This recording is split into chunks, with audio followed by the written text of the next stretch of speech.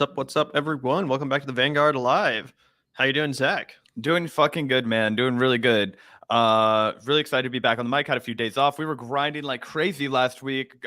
Went live basically every day last week, so we gave ourselves a little bit of a weekend, but now we're back in the chair as fired up as ever. Got a lot of great shit to talk about this week. And starting off today, we've got a great show planned. Shout out to the patrons always. I feel like the last time we went live, we forgot until like 15 minutes deep to shout out the patrons. So I was like, all right, got to be on the money today. Shout out to our comrades, Vanguardians, Super Vanguardians, really keeping the show afloat, keeping us consistently able to go live for you guys, make some on the road kind of content, diversify things, and also just literally have some stability in our lives. So I really appreciate you guys. And of course, obviously, everybody's under financial pressure right now. So if you can hit the like button and the subscribe button, that's based. And you're all comrades in our hearts, obviously. Absolutely. Thank you guys so much for the support on Patreon. We do like to start and end all of our shows with a big shout out because we wouldn't be able to do the show without your support. So the link is in the description. If you're interested in joining our show and supporting us, that's a great way to do it. And we really, really appreciate that support from you guys. And speaking of support, shout out to you, Christina. Thank you so much for the first super chat of the live streams. Hello, T-Guard.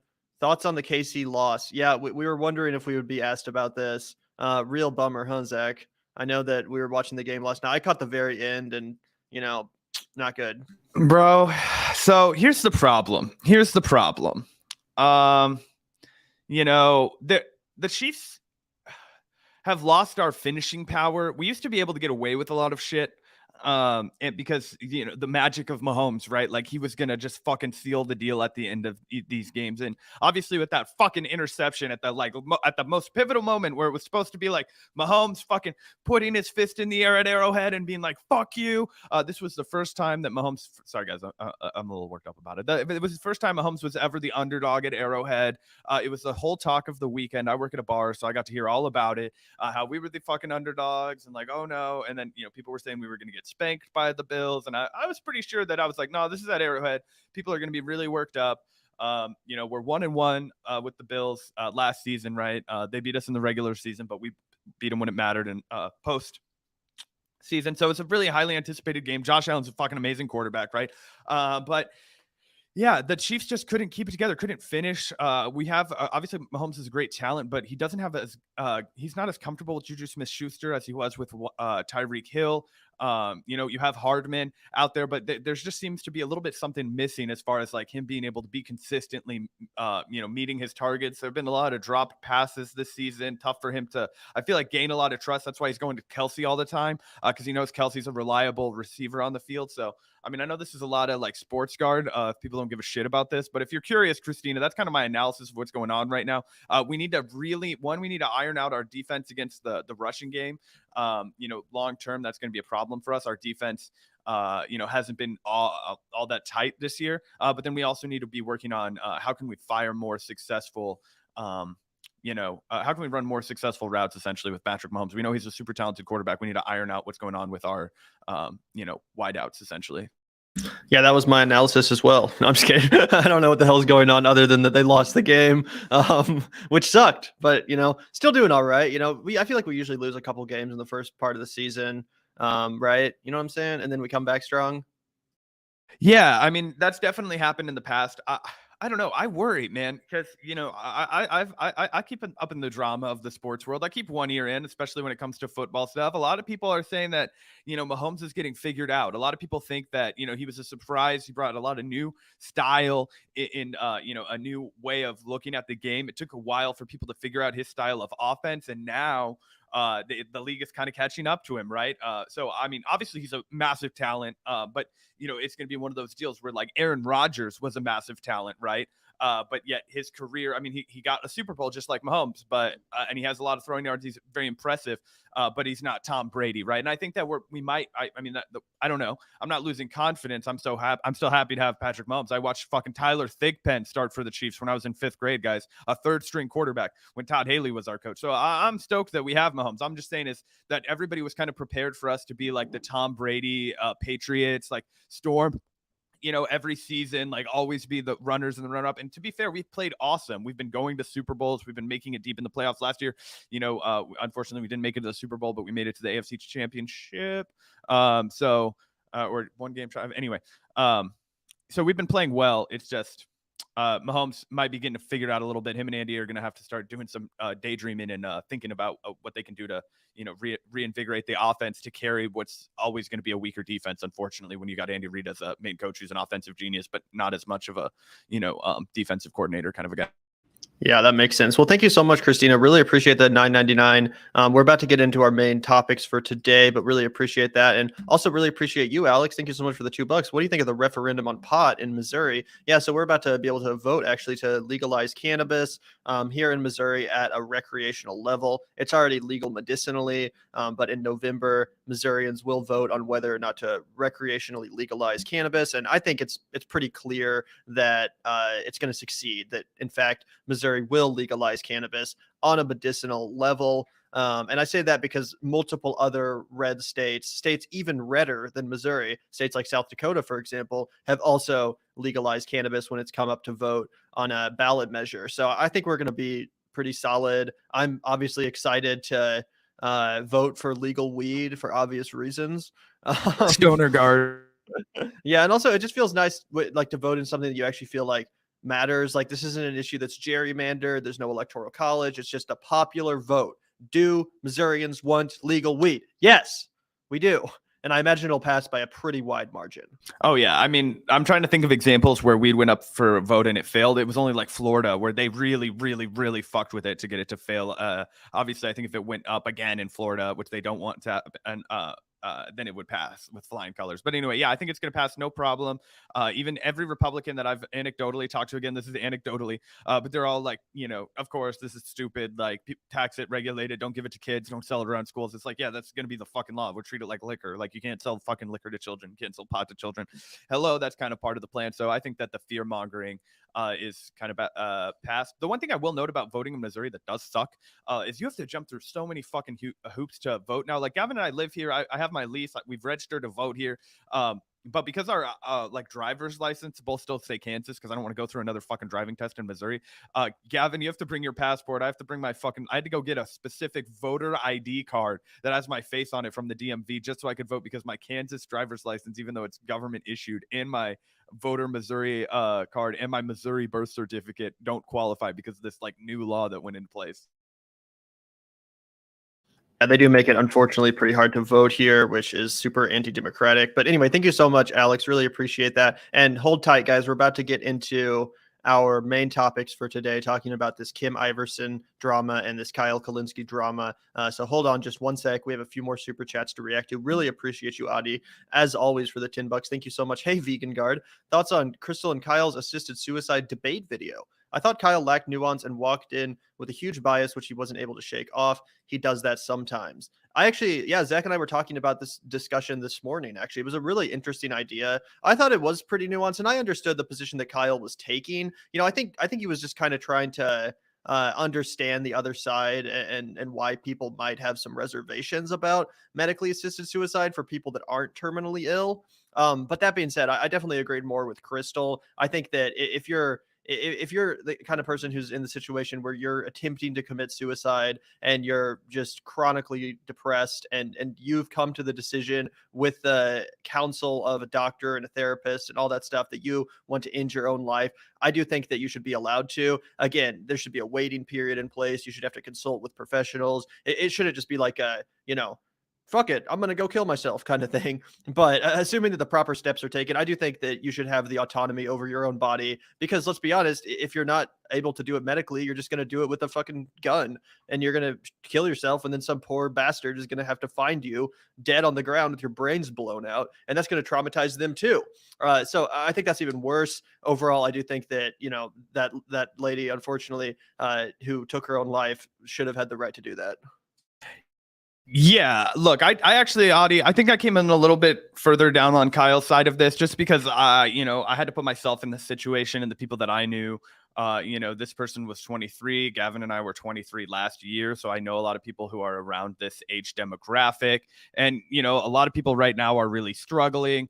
So you obviously can see why it wouldn't be good for as a society to start encouraging people who are clinically depressed and really struggling as a result of the fact that we are not taking care of people as a society under capitalism. Then you would not want to see just a wave of people who are like, oh, this society like is not built for me, it doesn't want me, so I'm taking my own. That's a fear that I started to develop while I was thinking about this, but I also totally understand that it really boils down to a civil sovereignty issue, and in that case, I do agree that you shouldn't force somebody to live if they don't want to. Gavin and I discussed like a 6-month period where maybe like if you're making this decision that it has to go through a trial period. But yeah, you definitely don't want to put somebody in a situation where they have to take their own life in a way that's painful, in a way that fails and just inflicts more trauma on them. All these kinds of things, and of course, it just depends on the patient. So I mean, obviously, it comes down to the patient and the doctor. I think everybody should have the right to do it.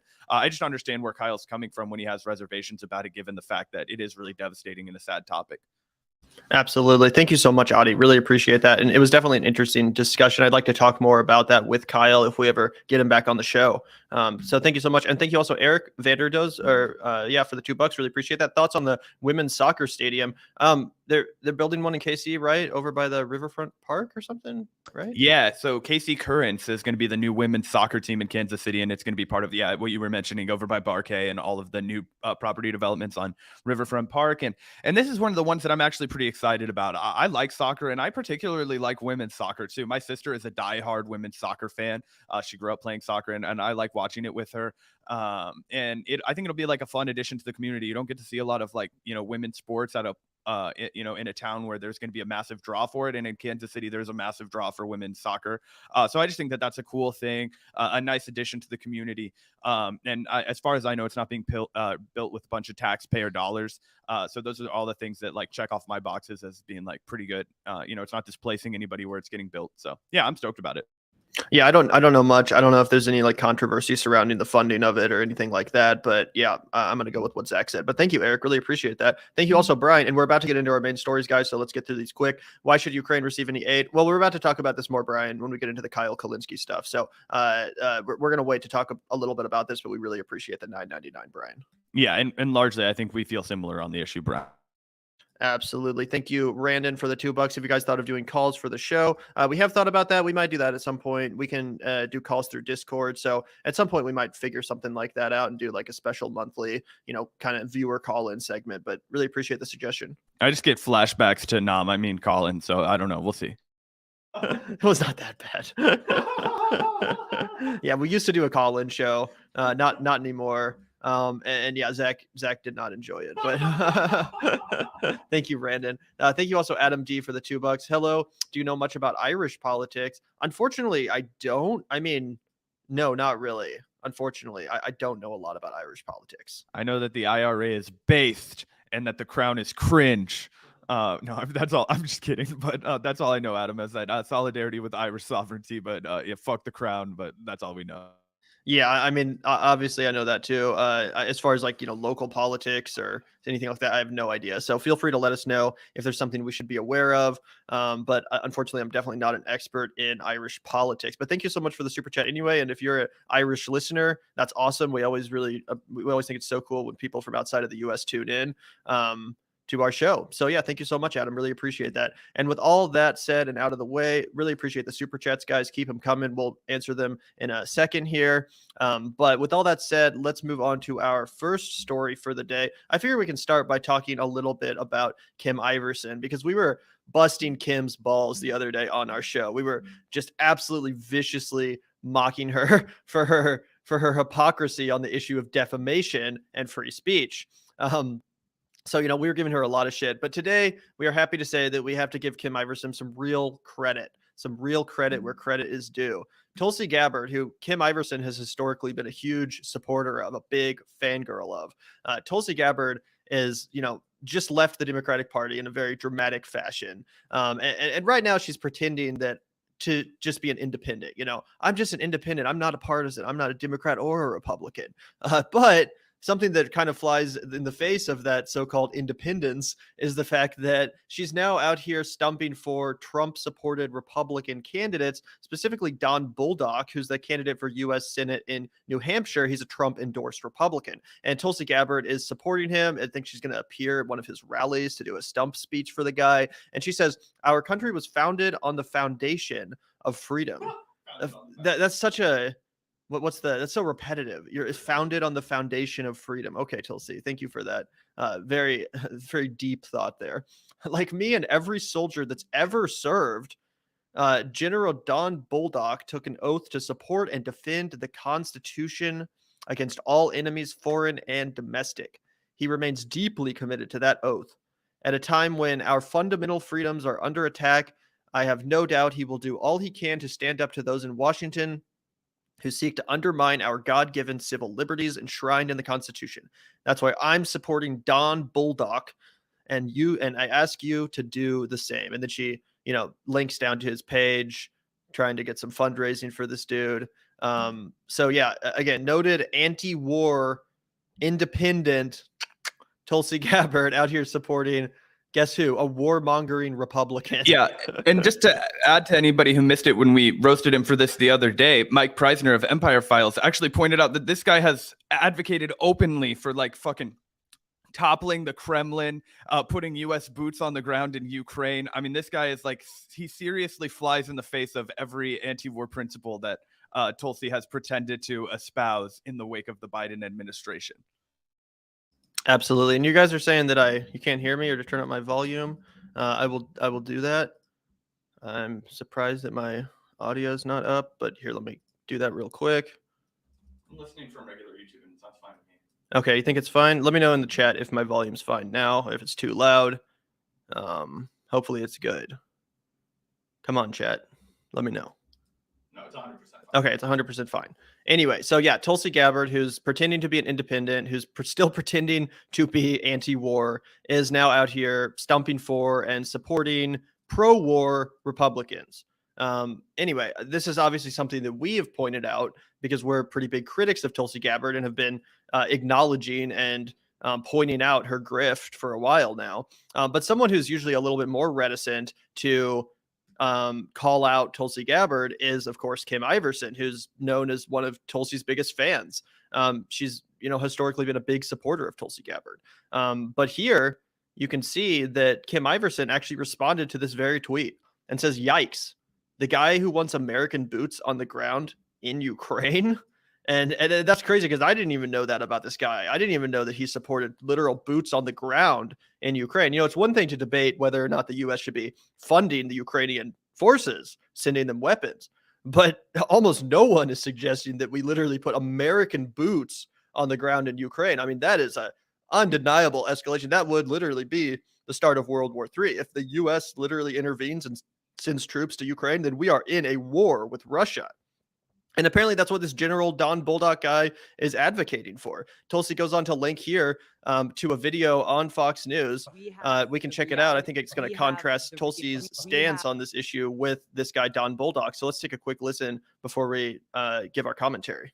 We have the reality of what we're dealing with right before us today, which is if we continue down this path, we may end up with a nuclear holocaust. And so for us and for millions of people around the world, what are we going to do about it?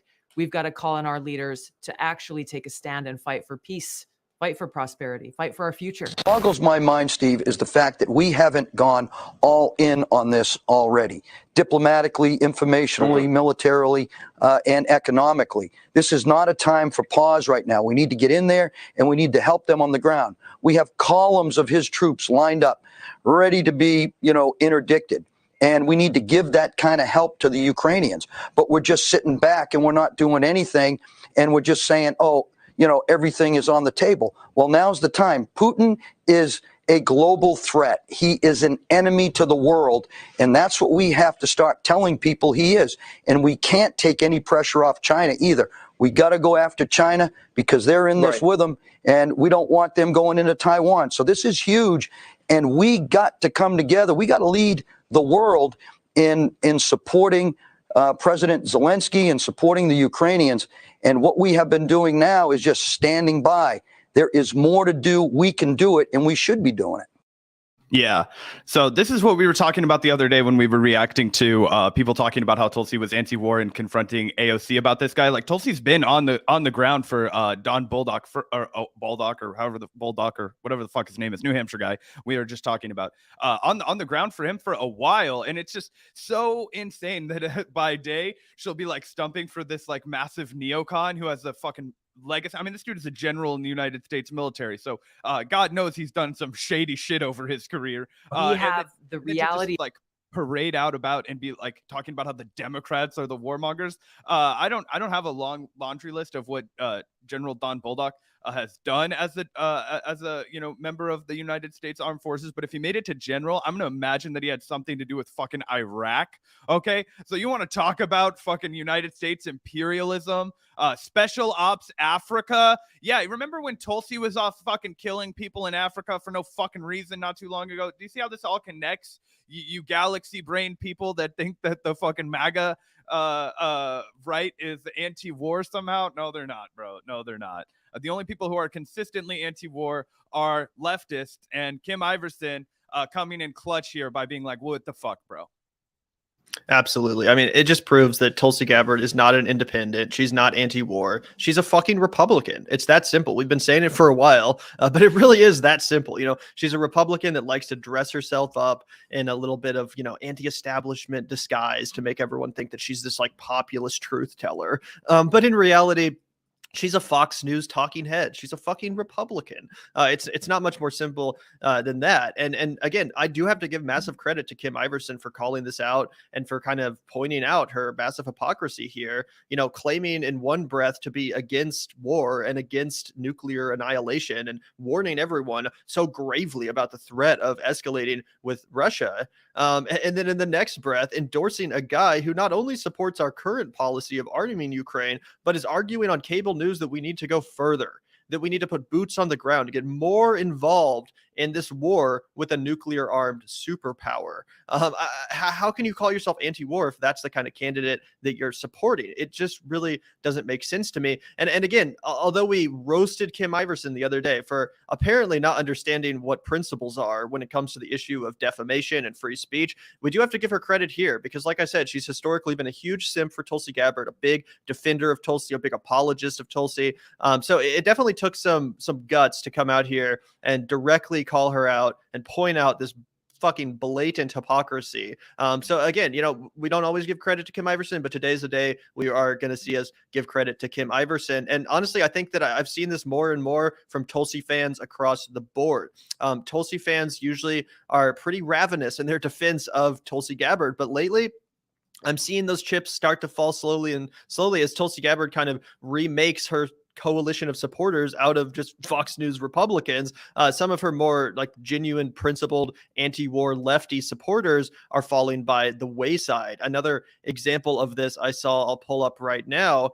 Here's an account. I don't really know much about this account, but I see them a lot on Twitter. They're like a big pro Assange account. One of the most like vocal supporters of Julian Assange. I think her name is Misty. And she says Tulsi is currently an active serving member in the U.S. military and is now traveling around endorsing and campaigning for known war hawks, and her supporters will still pretend that she's anti-war. Come on, y'all. And Misty here actually got a lot of pushback from her audience. A lot of people were saying, she's been in support of Julian Assange and she did this and she did that. Basically just like, well, what about all this other stuff that she did that was based? Completely ignoring the substance of Misty's critique here. But again, here's another, I think, ex-Tulsi fan, definitely in that kind of category of online lefty, who's saying like, what the hell, guys? Like, I thought we had principles here. I thought we were actually anti-war. We can't support politicians who are out here stumping for pro-war senators. It's crazy.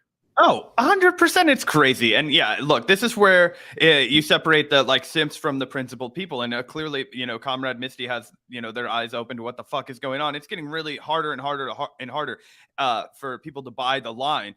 in the same way that, you know, you saw Andrew Yang, and he did this really unsuccessfully. I think Tulsi's going to be more successful, if you want to call it, like retaining like a following.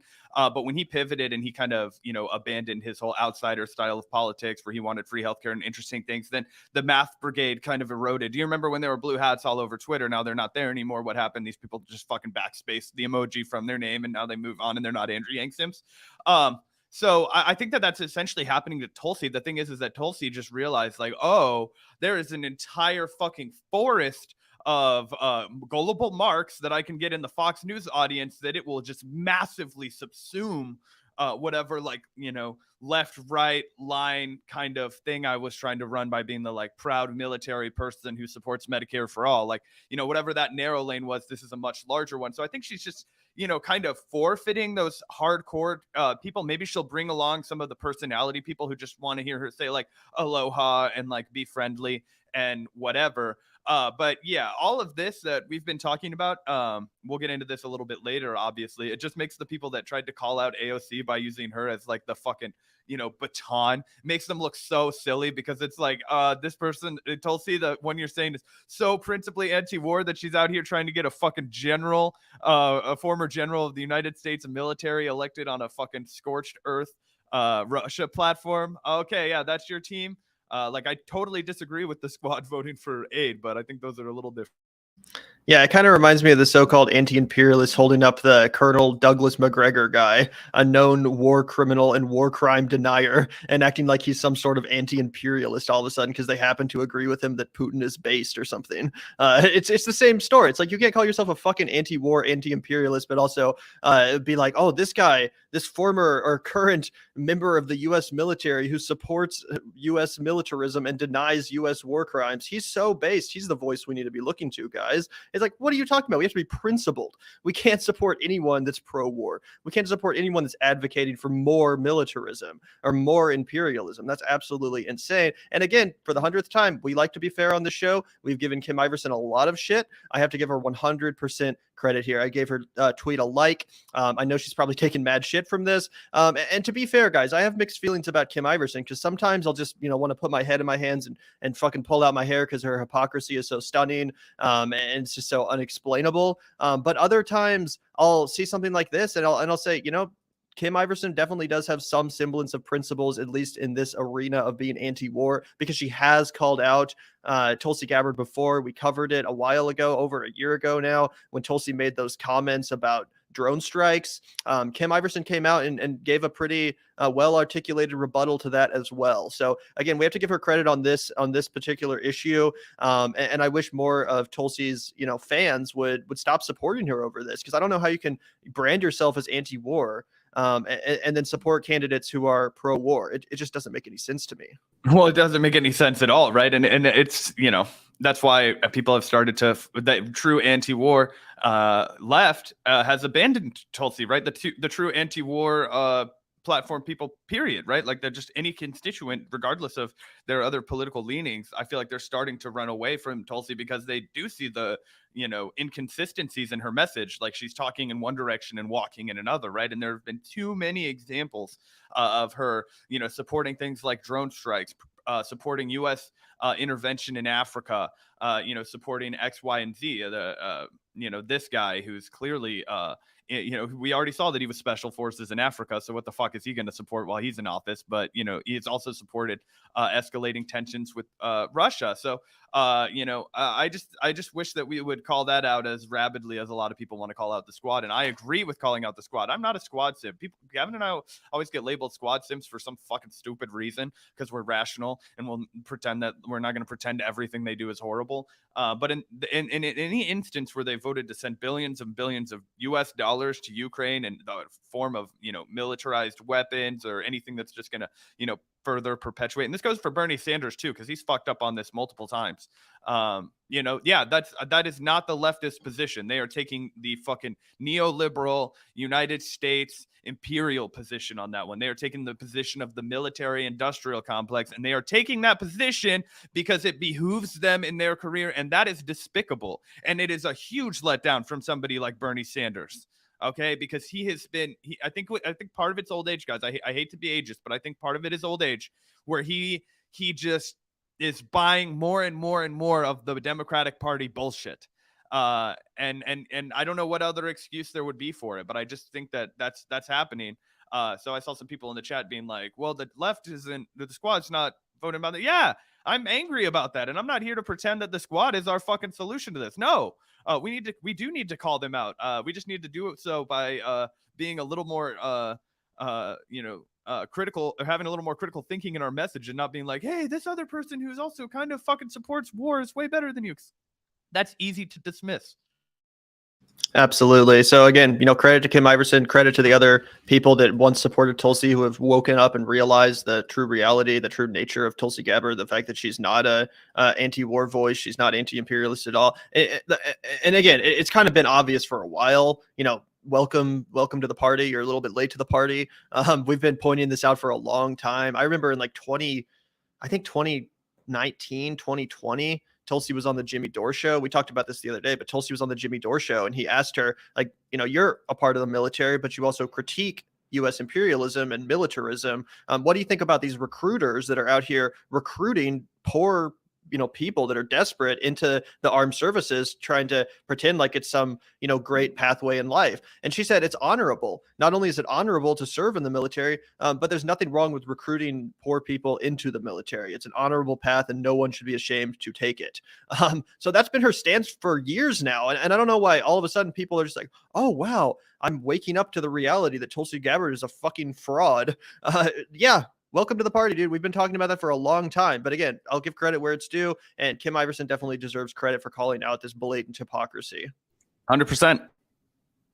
Also wanted to give a huge shout out to Comrade. Thank you so much, Comrade, for the $5. Tulsi has defended drone strikes, is part of the U.S. war machine, and is now simping for pro-war lunatics. How can anyone still think she's anti-war? I don't know.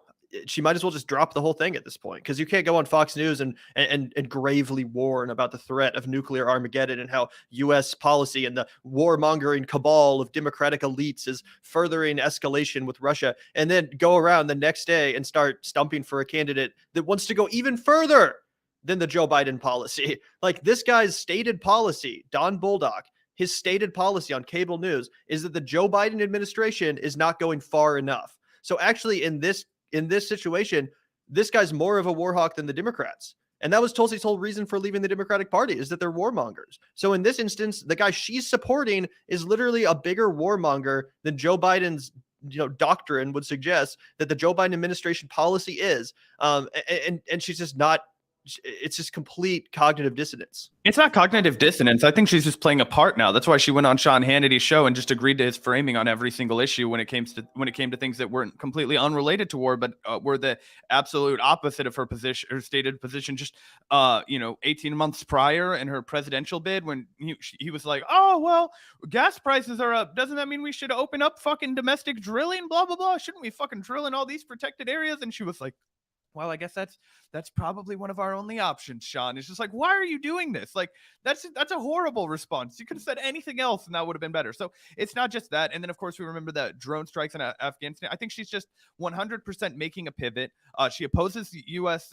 She opposes whatever Joe Biden does with the U.S. military in the Ukraine, and whatever the U.S. military industrial complex wants to do with the people that she sees as the authentic leaders. Because you got to remember, guys, she's bought the whole, America exceptionalism, military is like a fucking honorable type deal, hook, line, and sinker. So I think she's just going to take the earpiece of the fucking MIC and run with it towards the Republican Party and spew all this batshit craziness about how the Dems don't know what they're doing, and Biden's going to lead us to World War III, but as soon as the Republicans in power, then we have to show the world who's boss and make America the leader of the world, and everybody has to respect us again, and all that kind of shit that Republicans like to say. Absolutely. So pretty funny stuff. Thank you so much, Comrade. You're 100% on point. And thank you also, Adi, the bug catcher. Really appreciate the $10. It's so sad to lose an ally like Tulsi. For some time now, she hasn't really been on the left. I am still hopeful she is somewhat honest and we can bring her back to the left sometime in the future. Well, thank you so much for the comment, Adi. Really appreciate that. It is sad. It is sad because there was definitely a point where Zach and I were giving her a lot of credit we never supported her over Bernie Sanders, but we definitely entertained the idea of maybe her joining the Sanders administration or being his VP. We were big fans of Tulsi, and especially when she called out Kamala Harris on the debate stage. Obviously, when she endorsed Bernie Sanders in 2016, being one of the only Democratic legislators to do so. These were commendable acts, and we gave her so much credit at the time. But unfortunately, you just got to call a spade a spade. It does appear that she's just a blatant grifter, and that's what we have to come to terms with, man. So sure, I'm also hopeful that she's, can come back to the left sometime in the future, but I'm doubtful that's going to happen, man, unfortunately. Yeah, 100%. I'm less optimistic than you, Adi, but I appreciate that somebody out there has a more hopeful outlook, a more glass half full outlook on Tulsi Gabbard than me. Maybe you're right, maybe. But then it's just going to be hard for me to ever trust her again. I'll just be like, oh yeah, the wind blew back and now she's trying to fucking gain support. So I don't want to see her ever back in any kind of position of political power or anything like that. It's kind of just, it's like the Squad, right? Like, you guys have kind of blown it. You've done, too much for me to really trust you at this point any further. I'm not going to ever put my chips in that basket that AOC is going to really stand up to Nancy Pelosi. I've just seen too many times that it's not going to happen.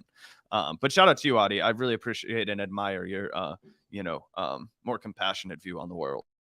Absolutely. Thank you so much, Adi. Really appreciate it.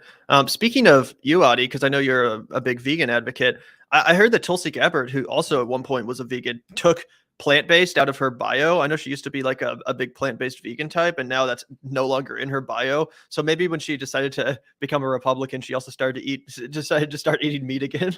She's like, well, now that I'm a Republican, I better re-embrace the meat only diet, the carnivore diet. Anyway, kind of off topic, but I did see someone talking about that because she used to be a vegan, which I also thought was pretty commendable, but I guess not anymore. Maybe, who knows? Maybe she just took it out of her bio. Who knows? But anyway, thank you so much, Adi. If there is a God, we'll see her do an episode with the Liver King on some YouTube channel.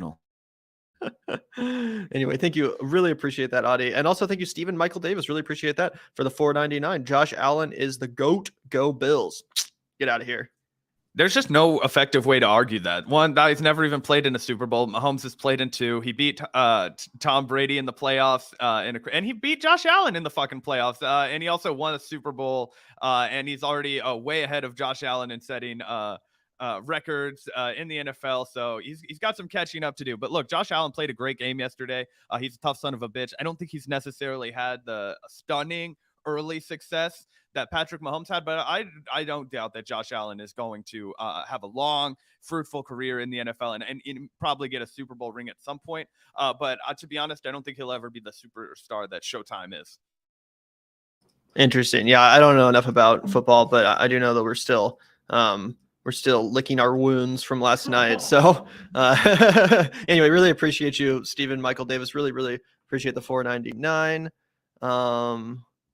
And yeah, I think that's probably all we have to say about this whole Tulsi Gabbard thing. Again, I just don't really know what else to add other than that she's a blatant grifter. What she says is in direct contradiction now with the candidates she supports. So I don't know how to take her seriously at all. Anything she says, that's like if I was out here, campaigning for legal pot, and then the next thing you know, I'm out here stumping for a candidate who supports the drug war. Like, okay.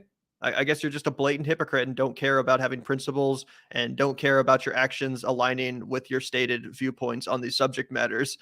Because as I said before, I'll say one more time, this guy, Don Bulldog, is such a war hawk that he actually makes Joe Biden look like a dove.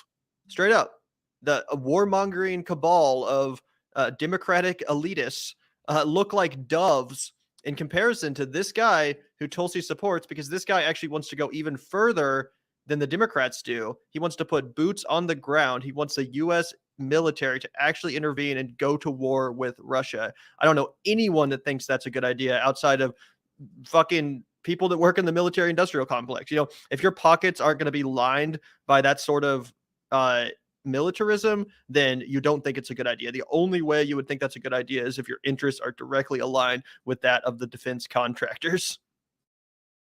Yep. It's the same thing with supporting petro and drilling, right? It's like, okay, you can understand, in theory, I don't want my gas prices to go up because I'm economically strapped. But those same people will be like, yeah, I would much rather just not have oil in my car and just drive an electric car.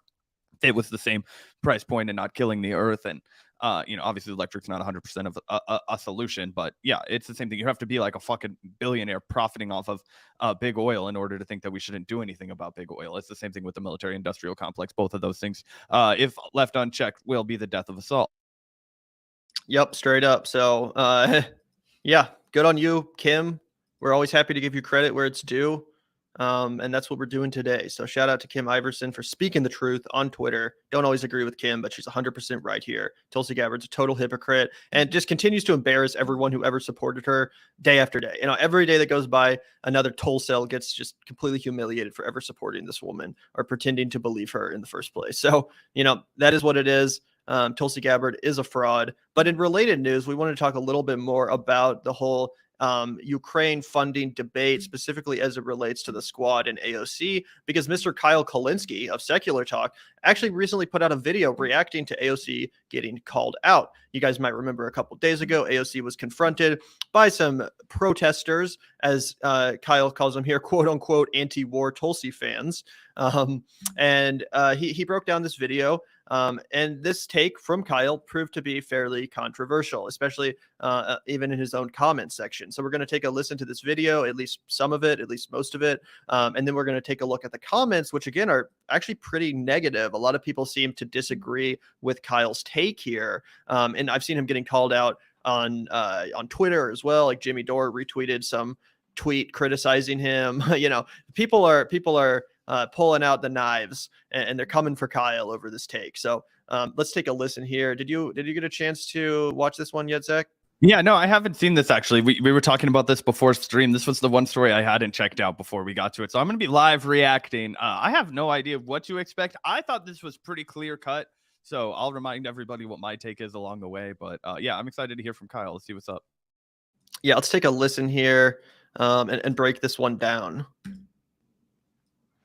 All right, guys. So Alexandria Ocasio-Cortez was doing an event, a Q&A event, and it looks like it's probably from her district in New York, although I'm not 100% sure. But this video is going viral on Twitter because she got confronted by anti-war protesters. Now, they don't put anti-war in air quotes. I'm going to put anti-war in air quotes. So let's break it down. Let's see what's fair, what's unfair, and all that stuff. And we'll try to see who's right, what makes the most sense, etc. Let's do it. Congresswoman, none of this matters unless there's a nuclear war, which you voted to send arms and weapons to Ukraine. Tulsi Gabbard, she's left the Democratic Party because there are a bunch of war hawks. Okay, you originally voted. You ran. Let me pause it already, because this guy saying Tulsi Gabbard left the Democratic Party because they are war hawks. That is not the only reason she left the Democratic Party. That was one of 5, 6, 7 different reasons why she left. And most of the reasons why she left were actually right-wing criticisms. Stuff like, oh, they don't care about religious freedom. They don't care about the rule of law. Stuff that honestly is garbage. And if you don't take my word for that, go and watch my full breakdown of Tulsi's announcement that she's leaving the Democratic Party. Now, since that happened, we get this in the Hill. Gabbard to stump for Trump-aligned New Hampshire Senate candidate. There are some people who think, hey, Tulsi's leaving the Democratic Party and she's going to, join the Green Party or join some other left-wing third party, and that's why she's doing it, because she's so principled and she's still criticizing Democrats from their left. That's not true. That's not true. Tulsi has, for about a year now, most of the criticism she has of the Democrats are actually from their right, not from their left. Like when she said about Build Back Better, that, it's big government spending and the government's already too big. That's a right-wing criticism. There is no other interpretation of that. That's just what that is. And a lot of the stuff in Build Back Better was stuff that Tulsi had previously supported. Stuff like universal pre-K and elder care, negotiating for lower prescription drug prices, Medicare expansion. So for her to say that's big government, so I don't like it, that's a right-wing criticism. For her to say Democrats don't care about religious freedom, religious liberty, that's a right-wing criticism. I don't know why you would seize on the one thing, which was nominally a left criticism, which is, oh, the Democratic Party are war hawks. But then she also immediately stumps for Republicans. That party is also full of war hawks. In fact, Okay, so I have to break in here because I haven't heard any of the rest of this video, but everything he said right here on the money. And I see a lot of people getting triggered in the chat being like, why is he obfuscating and talking about Tulsi Gabbard? Dude, why the hell did the protester go in there and obfuscate and talk about Tulsi Gabbard? He's the one that's beating that club around. If that guy doesn't be like, Tulsi's the only real leftist, so left, she left the Democratic Party, when like a mountain of her criticisms, as Kyle correctly points out, were just bullshit right-wing culture war issues. Let's not pretend that that's irrelevant. This is the guy that was swinging that around. Like that was the whole point. That was why we criticized him, because I was like, yeah, of course you can make a very, very, very valid criticism of AOC and say that she's voted to support the war in Ukraine, and she's voted multiple times to send more and more aid over there, and that is absolutely unacceptable. And of course that makes that's a pro-war position, and it is reprehensible. It's vile. I don't support it in any way, shape, or form. I already pointed that out multiple times on this episode, but if everybody here just has such a hard on to take a shit on the squad that they won't get over the fact that this guy shot himself in the foot. He ruined his whole fucking argument, the protester guy, by making this about Tulsi Gabbard and acting like she was some hero when she's not. She's a total fraud. That would be like me going to like a banking regulation convention and being like, hey guys, like Bernie Madoff is the only real one that cares about fucking regulation. I don't know any other famous banker corruptions, as you can see, so that was a horrible example. But you guys kind of get what I'm saying. Like it's people in glass houses throwing stones, and at that point, like people aren't going to take your argument seriously. Yeah, exactly. People saying like, why are you just talking about Tulsi Gabbard? It's like they literally brought Tulsi up as the example of who AOC should model herself off of. So that's why we're talking about it. But that being said, I do want to keep watching here because Kyle does say some stuff in this video that I do disagree with, to be honest. So just to be fair, I do want to get into some of that too, because there's some points that I want to talk about. It is worse. Trump had a worse foreign policy than Joe Biden does. And to stump for a Trump-aligned candidate, I mean, okay, this guy supports Trump. What did Trump do? 432% increase in drone strikes. Ripped up the Iran deal. Tried to do a coup in Venezuela. Bombed Syria, occupied part of Syria, and was stealing their oil. So Walker Bragman breaks this down. Gabbard's guy, Army General Don Bolduc, doesn't think Medicare negotiating drug prices is a good thing. In fact, we covered this story recently. He was on Fox News saying, I can't wait to roll that back. So he actively wants higher drug prices. Tulsi's stumping for him. And wants to end the direct election of senators. He opposes legal abortion, has promoted Trump's big lie, and suggested that COVID jabs are installing microchips for Bill Gates. Well, that's nice. That's glorious. Really cool stuff. All right, let's run this back a little bit. Nuclear war, which you voted to send arms and weapons to Ukraine. Tulsi Gabbard, she's left the Democratic Party because there are bunch of war hawks, okay? You originally voted, you ran as an outsider, yet you've been voting to start this war in Ukraine. What? You're voting to start a thermonuclear war with Russia and China. That is massively overstated. Who invaded who? Who invaded who? Russia invaded Ukraine. The U.S. didn't invade Ukraine. The U.S. didn't invade Russia. Ukraine didn't invade Russia. Russia invaded Ukraine. So in the wake of Russia invading Ukraine, why is it a bad thing to give them defensive weapons? Now, look, I've told you guys this. After the first 2 or 3 packages, I would have started to wrap it up a little bit. You know, at this point, we've had, over a dozen packages sent to Ukraine, and it's been somewhere between $50 billion and $80 billion worth of weapons sent to Ukraine. Yeah, I agree that's overkill. And yeah, I agree that's probably because the politicians are enriching the military-industrial complex. That's probably the thing that they care about first and foremost. So I don't deny that it's overkill, but to say that this means you want a nuclear war, what kind of bullshit is that? If the United States sent weapons to Palestinians to defend themselves against Israeli aggression, would this guy say, "Oh, you're a war hawk. You're pro-war"? My guess is no. My guess is he would understand, well, those are defensive weapons to the Palestinians.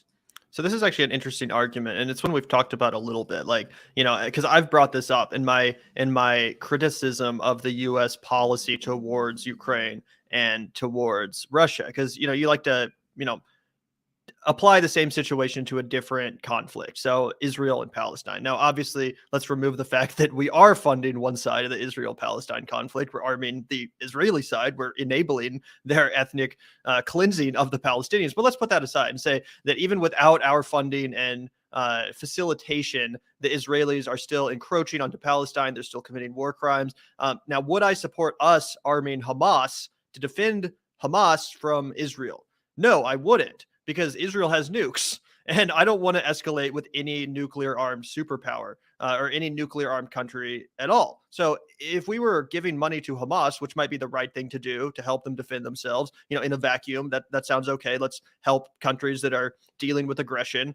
Sounds all good. But if Israel started to say, if you keep doing that, we're going to put nuclear war on the table and potentially, bring about Armageddon, would I still support that? Unfortunately, no. Even though I'm a huge advocate for the freedom of Palestine, even though I'm a huge critic of the Israeli apartheid, I don't think it's worth risking the entire human civilization to aid Hamas in that situation. Again, even though they're the ones that are obviously, operating in a defensive capacity, much like Ukraine. So I think that's the element that's kind of being left out of Kyle's analysis here, which is like, yeah, I think most people would agree that like the idea of helping Ukraine is fine. There's nothing really wrong with that. Obviously, they did get invaded. Like you said, it was Putin that invaded Ukraine. It wasn't America that invaded Ukraine. It was, Russia's fault, and Putin could end this war at any time just by, pulling out. But unfortunately, that's not going to happen. And instead, he's put nuclear war on the table and is basically threatening Armageddon if the U.S. keeps funding. So in absence of a criticism from AOC of the U.S. policy of escalation, her voting to send more money and more weapons to Ukraine is leading us down that path. Now, that's not to say that AOC wants nuclear war, but it is fair to point out that her policy is guiding us down that path. Yeah. So I think there's a lot to unpack here.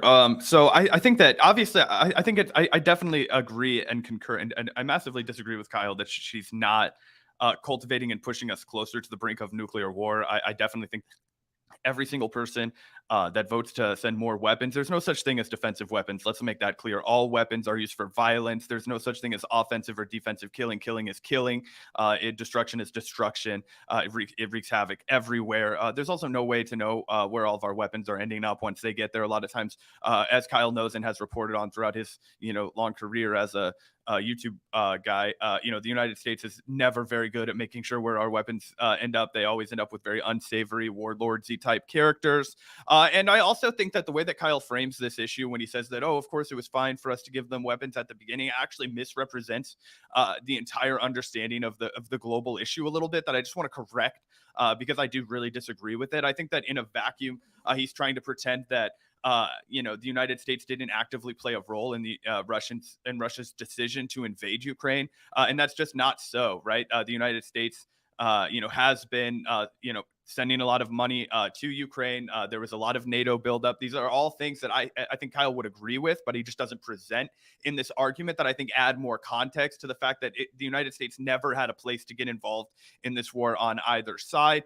We actually had an escalatory role in seeing that this came to be in a way that, I don't think that takes into consideration. The other thing I would add about Israel and Palestine is the only reason that Israel has nukes is because the United States uses it as a puppet nation. If we did successfully stop the funding of the United States to Israel, I guarantee you we denuclearize them as a nation. If we have any say in it, and we would have say in it, if that were to happen, that would create a less volatile area. But I also think that just a full-on U.S. withdrawal would allow it would just destroy Israel, because other nations would come in and they would say, oh, no, you don't have the protection of the United States, like this is Palestine again. Like that would also happen. So I don't really see that as like a and then it's like, oh, would the United States be like justified in coming? I just don't really think that all of these issues are equitable. And I do, after listening to this, I do see some people's frustrations with Kyle, as it seems like he's kind of like trying to defend AOC here, when the clear position is to just say like, no, funding the Ukraine at any point and escalating in this war was not the thing to do. It was not the anti-war position, and framing it as if the United States is just being like the righteous supplier of defensive arms is exactly what the military industrial complex wants us to do. And it falls really hard into that Bosch framing of the issue where it's like World War II, again, the 1930s, good and evil. And it's just not so. The United States has played such a massive fucking role in making this happen. And we want to continue to enrich ourselves by it, washing our money. We don't give a fuck what happens to Ukraine. Does anybody really think that the United States in their heart cares about any fucking other country besides the United States? Of course not. They don't. And as I've always, said, if North Korea, China, Russia, and Cuba were all setting up and thinking about bringing in Mexico or Canada into their alliance, like the United States would definitely take military action. So we can't pretend that we're just like neutral do-gooders here, helping out an invaded country. Exactly. 100% true. And again, that's not to excuse Russia. That's not to say that they're in the right or anything like that. But that is the context that needs to be part of the analysis. But with all it said, let's keep watching and see what else Kyle has to say. So that's very different by its nature because it is defensive. But now all of a sudden you're saying this is, she wants nuclear war. She wants World War III. I have many criticisms of Alexandria Ocasio-Cortez. I was criticizing her during Force the Vote. I was annoyed that she voted for Pelosi to be speaker. She cast some terrible votes on the issue of Israel-Palestine. Like, I've criticized her. You can go back and check the Secular Talk YouTube library. But this criticism just doesn't make any sense. Why are you playing with the lives of American citizens? You're playing with our lives. There will be no neighbors if there's a nuclear bomb. You voted to mobilize and send money to Ukrainian Nazis. You're a coward. You're a progressive socialist. Where are you against the war mobilization? He's telling the right truth. This is unbelievable. Who invaded who? Who invaded who? Russia invaded Ukraine. Russia did the imperialist action. That's what happened. Now, I never would have expanded NATO in the first place to give them an excuse to invade, but it's very clear based on Putin's own words that he was probably going to do it anyway. He was talking about returning to the glory of the Russian Empire, about how Ukraine is a fake state, effectively. And the other reason why he probably invaded is there was just oil and gas discovered all over Ukraine. Wow, look at that. They discovered natural gas by Crimea in 2012, and then by 2014, Putin took it over. What a coincidence. So, Kyle, press pause for a second. Say that one more time, Kyle. They found a fuck ton of oil and natural gas in Ukraine, and then ask yourself why we might start giving a fuck about it. Like, oh, yeah, Russia cares about it because back in 2014, they found out that there was yeah, dude. And that's why we've been escalating over there. And that's why Russia cares that we're in their fucking backyard. And that's why they want to control it and we don't. Like, you have to, like, yeah. And us being there, that exacerbated them saying, no, this is fucking ours. Okay. And of course it's not theirs. I support sovereignty for Ukraine. But like the United States does shit like this all the time. Like Kyle, in 2004, were you just desperately saying that they need to send aid packages from Russia to Afghanistan? Or would you have been smart enough to know that if Russia got involved in Afghanistan and Iraq, that would have meant nuclear war, right? That's the exact same thing here. We were wrong to get involved in Iraq. We were wrong to get involved in Afghanistan, 100%. It was about oil. We used the veil of fucking punishment for 9/11, but it was about oil. And it was about dominating the fucking, region to give ourselves the upper hand like every single fucking war is. We got into World War II and then carved the fucking world up and it'd be beneficial for us. So much for our heroism and virtuism, right? Should Russia have come in and saved the day by trying to free the rightful leader of the country, Saddam Hussein from United States captivity, and they were going to put him to death. They had no choice but to start funding, to the tune of billions and billions of dollars in arms and weaponry. No, that would have led to World War III. The United States would have bombed fucking Moscow. Okay, so that wouldn't have been a good idea. But that's essentially what people argue when they argue for sending arms to Ukraine. It's like, no, we wouldn't have wanted Russia or China or any of these other fucking countries to have escalated what we were doing, even though what we were doing was wrong, full stop. But you can also talk about how, anyway. Absolutely. And by the way, I got a couple super chats wanted to quickly address. Thank you so much, Jerk Dad Ass, for the $1.99. Kyle is lost lately, bro. It's effing annoying. I mean, there's a lot of issues where I think Kyle's 100% on point on.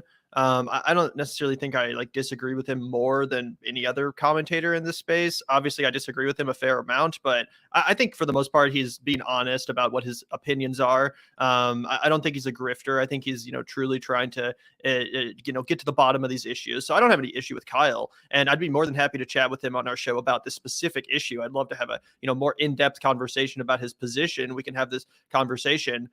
So I don't think he's lost. I just think that this is one area where we slightly disagree. Yeah, I mean, look, you can't do one video where you disagree with somebody without everybody being like, oh yeah, you fucking like, no, I like Kyle. I think he's a good guy. I think this is what he believes. I disagree, and I'm making my case forcefully, just like he's making his case. That's what the internet is, and yeah, I don't think that there's any reason to believe that this isn't exactly what Kyle thinks. I happen to be thinking something different, which is why if Kyle ever watches this, I hope that he changes his mind and adopts my ideology like I do with everybody else that watches my content. Kyle sold out. MSNBC Kyle auditioning for mainstream media. But thank you so much. Really appreciate that, man. Thank you also, Cheryl, for the $20. Wow, what a generous super chat. Thank you so much, Cheryl. An interesting aside is that the AOC meeting was in an auditorium in a school in Astoria, Queens, and there was no more than 40 people there to hear the progressive rock star. That is actually pretty embarrassing. I didn't think about that, but you're right. There's not a huge crowd in this little auditorium here. Interesting. Yeah, only 40 people there to see AOC. Also, I will say, another issue I have with AOC is that she didn't really even respond or give any sort of a rationale behind her votes. Like, the proper thing to do in the situation would have been to say, okay, look, I know you're being disruptive and I know that you're being rude to me right now. But I'm going to be the bigger person here. And as a public servant who subsists off of your taxpayer money, I owe you an explanation and a rationale behind my vote. Here's why I made that vote. Here's my understanding of the situation and why I voted accordingly. Instead of doing that, she basically was just like, you're being rude, leave. She kind of brushed it off, kind of acted like it was a joke. And again, even though that guy was super cringy talking about Tulsi Gabbard and stuff, I still think she owes the public an explanation as to why she voted this way and why she's apparently not concerned about nuclear annihilation. If you contrast this video with another video that these same protesters made where they confronted Jamal Bowman actually had a much better response. He basically said, hey guys, I really appreciate the fact that you're here voicing your concern. Free speech is the foundation of our democracy, and let's chat after this Q&A is over. I'll, take you guys aside. We can have a conversation about this. I thought that was a really mature response from Jamal Bowman, who again was confronted by these exact same protesters. He basically, took their complaint seriously and said, let's talk about this. I want to explain where I'm coming from. AOC basically did the opposite. So I don't think she really handled it correctly. And she absolutely does owe the public an explanation as to why she's thinking about this, how she's thinking about this, why she's not concerned about nuclear annihilation. And again, even if you're going to vote for this bill or these weapons, you should at least be criticizing the Biden administration's strategy of trying to basically shut down any sort of diplomatic negotiation, which is really what we need to be advocating for ultimately. So I think those are very fair criticisms of AOC. And like I said, I think Jamal Bowman actually came off a lot better when he was confronted by these exact same guys. Yeah, and that's why I think the rock star fucking quotes so telling, right? AOC is so clearly accustomed to being fawned over that it's really revealing the pivot, right? Because Gavin and I are in a unique position to have really watched AOC develop throughout her entire career, from the time where she was, really a long shot, and it was like just brewing that she would, win the Democratic primary against Joe Crowley, and then everybody, remembers when Knock Down the House came out, and you really got to see her be launched up into superstardom. You got to really get accustomed to how she behaved in that documentary before she really knew what was to come, and then the changes that at the Met Gala, and then all of the Vogue fucking cover shoots and all of these kinds of things. Now she's just kind of she seems like she just has a way larger air of entitlement about her, which I agree is juxtaposed by guys like Bowman. I think that even a guy that I really have grown to disagree with all the time, like Ro Khanna, does a great job of also handling like these more pushbacky kind of questions. To be so flippant as to think you're above any kind of criticism, especially when it comes to a massive issue like war, which there's no denying she cast multiple votes in favor of by sending aid packages to Ukraine and escalating tensions there. aid packages. I shouldn't even fucking call them sending weapons to Ukraine. Excuse me. I shouldn't use their fucking bullshit propagandistic rhetoric. But, she did do that. And if she believes in it, then she should have been able to tell him why the fuck she believed in it. Obviously, she doesn't believe in it, and she has no rational justification other than the fact that she wants to maintain a career in the House and potentially in the Senate, and she wants to get invited to fun events, and she won't get put on Vogue if she comes out as like saying like, oh no, I don't actually want to fucking support Ukraine, because that's what the liberal establishment position is. And if she knows that if she comes out against it in any meaningful way and not just like oh wow, she's such a visionary kind of a way, then they're going to reject her. And that's her worst fear, is that she becomes rejected because now she feels like an insider. Yeah, that was very well said. And thank you so much, Cheryl. Really appreciate the $20. And that's a great observation as well. Thank you, Plebe, for the $5. USA is literally squatting in Syria to steal their oil right now. Quick, someone tell Kyle. To be fair to Kyle, he has definitely acknowledged our the problem with our involvement in Syria. I think he would 100% agree with you there, Pleb. Yeah. But to be fair, it's worth it to bring up the hypocrisy of us being so concerned with what Russia's doing in Ukraine while we're that's what I mean. That's why you and I are always saying like we have no ground to stand on. So why would we even consider getting involved? In other words, look at what we're doing. We should be taking all of our energy and ending that, getting out of Syria, right? Like all these different kinds of. So it does make it a little more hypocritical to grandstand about like who invaded who. It's like, bro, like, do you know where you're sitting right now? Like, do you know who you're advocating? Send them the shit. Like, they're really bad people too, and that's us.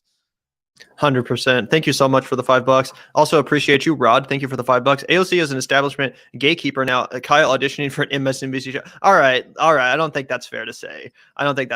He might be a little bit off on this take, but I have a feeling that if he comes on the Vanguard and has this conversation with us, then we could definitely change his mind. I just think I don't think that's fair to say. He's an establishment gatekeeper here. Yeah. One, if anybody's auditioning for an MSNBC show, it's going to be me, and I'll stamp on any of you fuckers that get in my way for it.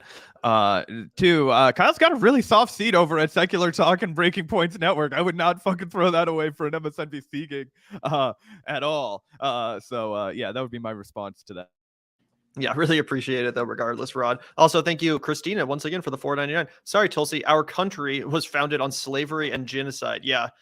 Great point, Christina. And yeah, Tulsi's totally just ran, headfirst into all of this right-wing framing about critical race theory and about, our Christian values and all of this horse shit that is completely just right-wing identity politics. If you're talking about like Christian values and anti-white racism and the woke left, then you're literally just a culture warrior for the right. You're literally just a right-wing identity politics obsessed culture warrior, which is exactly what Tulsi Gabbard is. She just disguises it with this fake anti-war sheen, which is, completely destroyed every time she supports a candidate that's pro-war.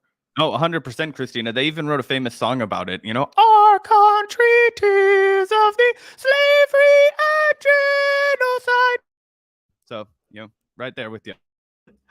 Yeah, thank you so much, Christina. I really appreciate that. Thank you also, David, for the $2 super sticker. That's really kind of you, David. Hope you're enjoying the show today.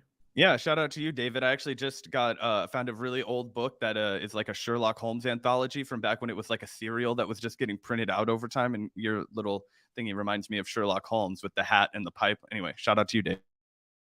Yeah, thank you so much, David. And thank you, Comrade, for the $5. Living up to your name today, Comrade. Kyle's take on Tulsi is 100% true, but that does not invalidate the criticisms these guys have of AOC, even though they were a bit cringy, LOL. Yeah, I basically agree with that, Comrade. Kyle's analysis of Tulsi Gabbard being a fake anti-war fraud, 100% correct. That being said, the guys did have a point about her funding and her votes, and I think that's fair to address and have a conversation about. Again, I wish the AOC had just handled the situation differently and actually offered them an explanation, actually, tried to give them an insight into the way she's thinking rather than just kind of brushing them off. Because again, even if they're cringy, they still, are confronting a representative. That's their democratic right to do, and she should answer for her position on this stuff. Oh, 100%. I mean, honestly, Comrade, I feel like that is our exact analysis of the situation. Kyle's take on Tulsi is 100% true, but I wish that he would come down harder on AOC, as I think you do, and we listed the reasons why. But yeah, thank you so much for the $5. Really appreciate that, Comrade. Thank you also, ICTMG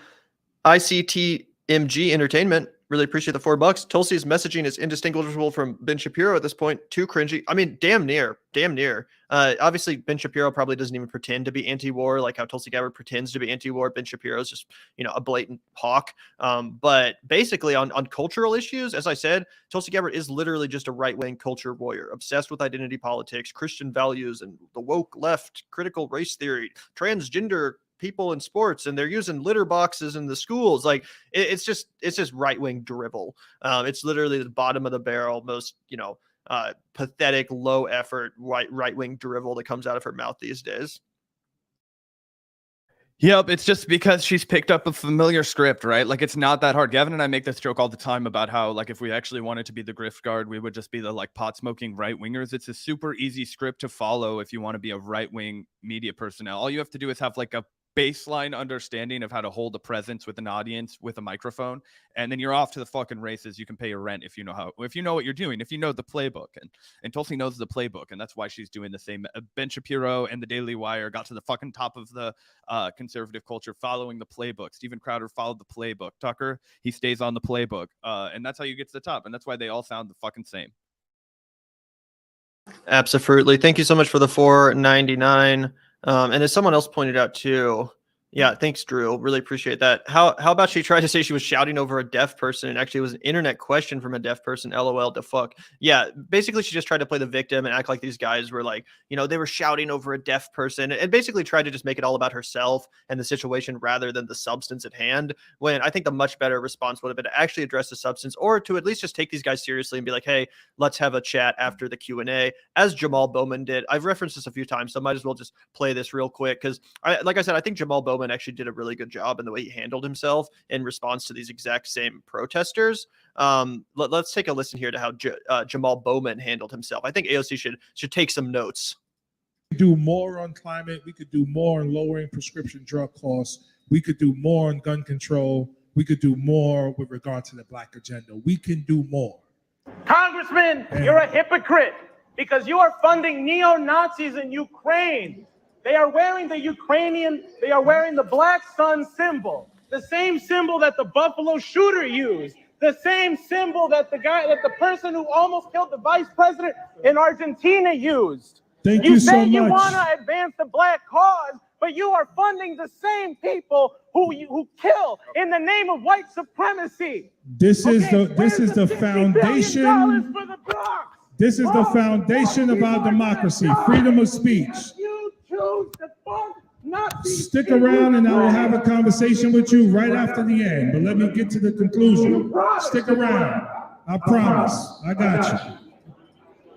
The foundation of our democracy is freedom of speech. Freedom of speech. So we appreciate that, and brother, I will talk to you at the end. Yeah, so that's how to handle a protester. Again, he's saying, I respect your right to criticize me. I respect your right to voice this concern about the way I vote on stuff. Let's have a conversation. I'm a public servant. I owe you an explanation. That's how it should be done. And I really do think AOC should learn a lot from that interaction. Oh, yeah. I mean, and even if, Jamal Bowman doesn't give a fuck, which he definitely doesn't, and he's going to continue to go and support the Ukraine to the tune of billions more dollars the second he gets on the fucking Congress floor, at least it makes him look way better to his fucking constituents. So if we're just doing some neutral fucking observing here, it makes him look like a fucking chef's kiss professional, even though he doesn't give a fuck about those guys and doesn't give a fuck about. That's how you handle it when you're a protester, right? That's some West Wing shit right there.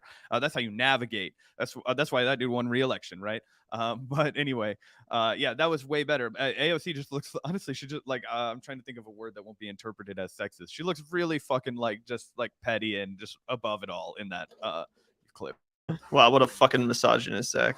But thank you so much, Mr. Doug, for the $1.99. Really appreciate the super sticker. Hope you're enjoying the show today and the commentary. Really appreciate your support. Thank you also, Andrew Shelley, for the $10. Really appreciate that, Andrew. Gabbard is cringy about culture war stuff, but she is also right about the Democrats risking nuclear war with Russia. Well, the problem is, Andrew, is that, yeah, she is right about it, but then she turns around and supports Republicans who are even more hawkish. The Republican candidate in New Hampshire that she's currently stumping for is to the right of the Democrats on the Ukraine-Russia conflict. This guy thinks the Democrats aren't going far enough. So yeah, technically she's correct when she says that the Democrats are bringing us closer to the brink of nuclear war, but her actions are in direct contradiction with her stated position on that, in that she's supporting a guy who wants to bring us even closer to nuclear war with Russia. So I don't give Tulsi a goddamn ounce of credit for that. Although, yeah, technically she's right.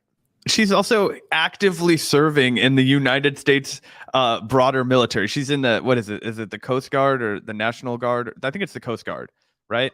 Yeah, she's in the military, right? And she does a bunch of, like, she goes on the special ops mission. She travels around. Like, what in the fuck? Like, how is she going to be the anti-war lady? But I get it. In a vacuum, it's kind of like a broken clock situation, right? Because you know, just the other day when it was convenient to criticize Biden for not escalating, right? She was like, we should have done more drone strikes in Afghanistan. We should have killed more people. Do you remember that, Gavin? I don't know what you're reacting to.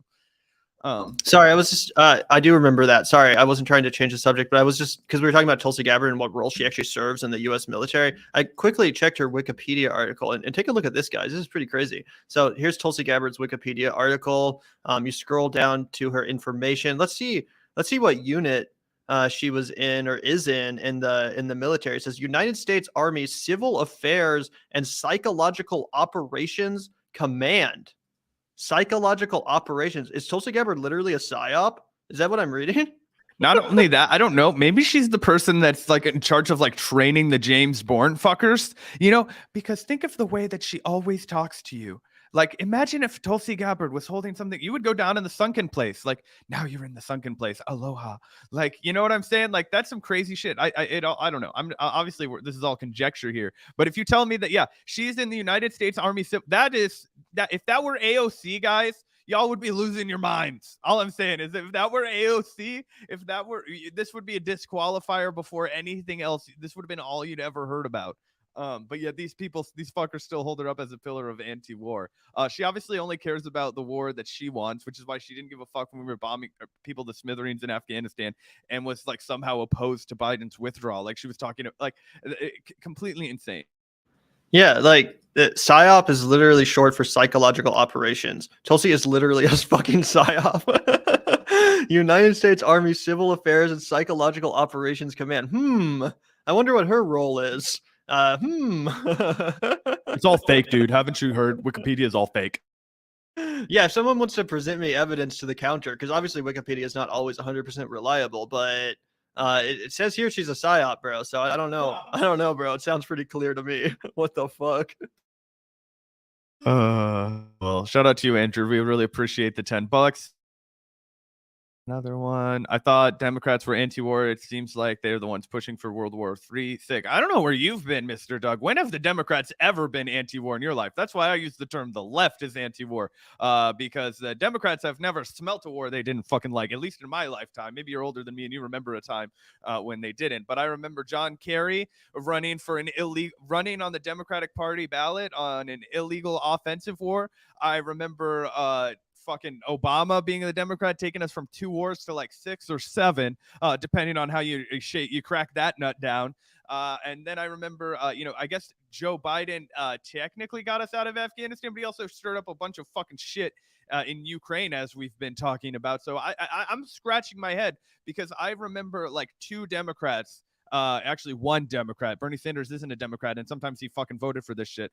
And now Barbara Lee is really dropping the ball too, unfortunately. But back in the day, she was the 1 Democrat that you could really count on. Really, that's what I'm saying, guys. It's always been an empty basket as far as, people are always like, the Democrats used to be so anti-war. It's like, when, bro? When?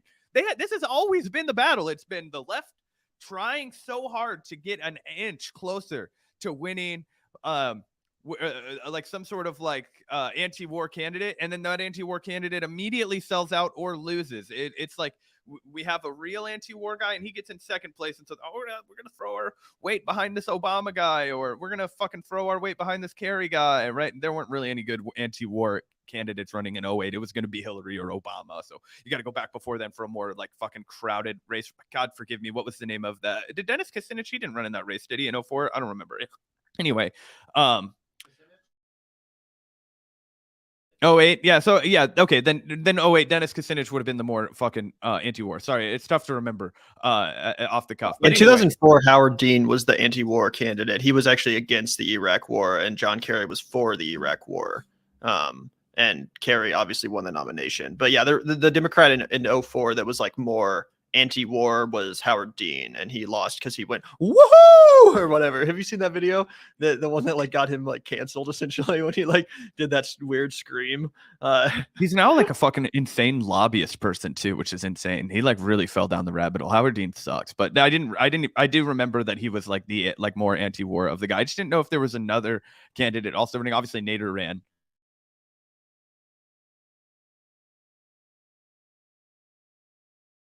Are you muted? Oh, sorry, I'm muted, guys. Sorry about that. And yeah, if you guys weren't familiar, Howard Dean, the candidate in 2004, who was actually anti-war, this is why he lost. You know something? You know something? If you had told us 1 year ago that we were going to come in third in Iowa, we would have given anything for that. And you know something? You know something? Not only are we going to New Hampshire, Tom Harkin, we're going to South Carolina and Oklahoma and Arizona and North Dakota and New Mexico. We're going to California and Texas and New York. And we're going to South Dakota and Oregon and Washington and Michigan. And then we're going to Washington, D.C. to take back the White House. Yeah!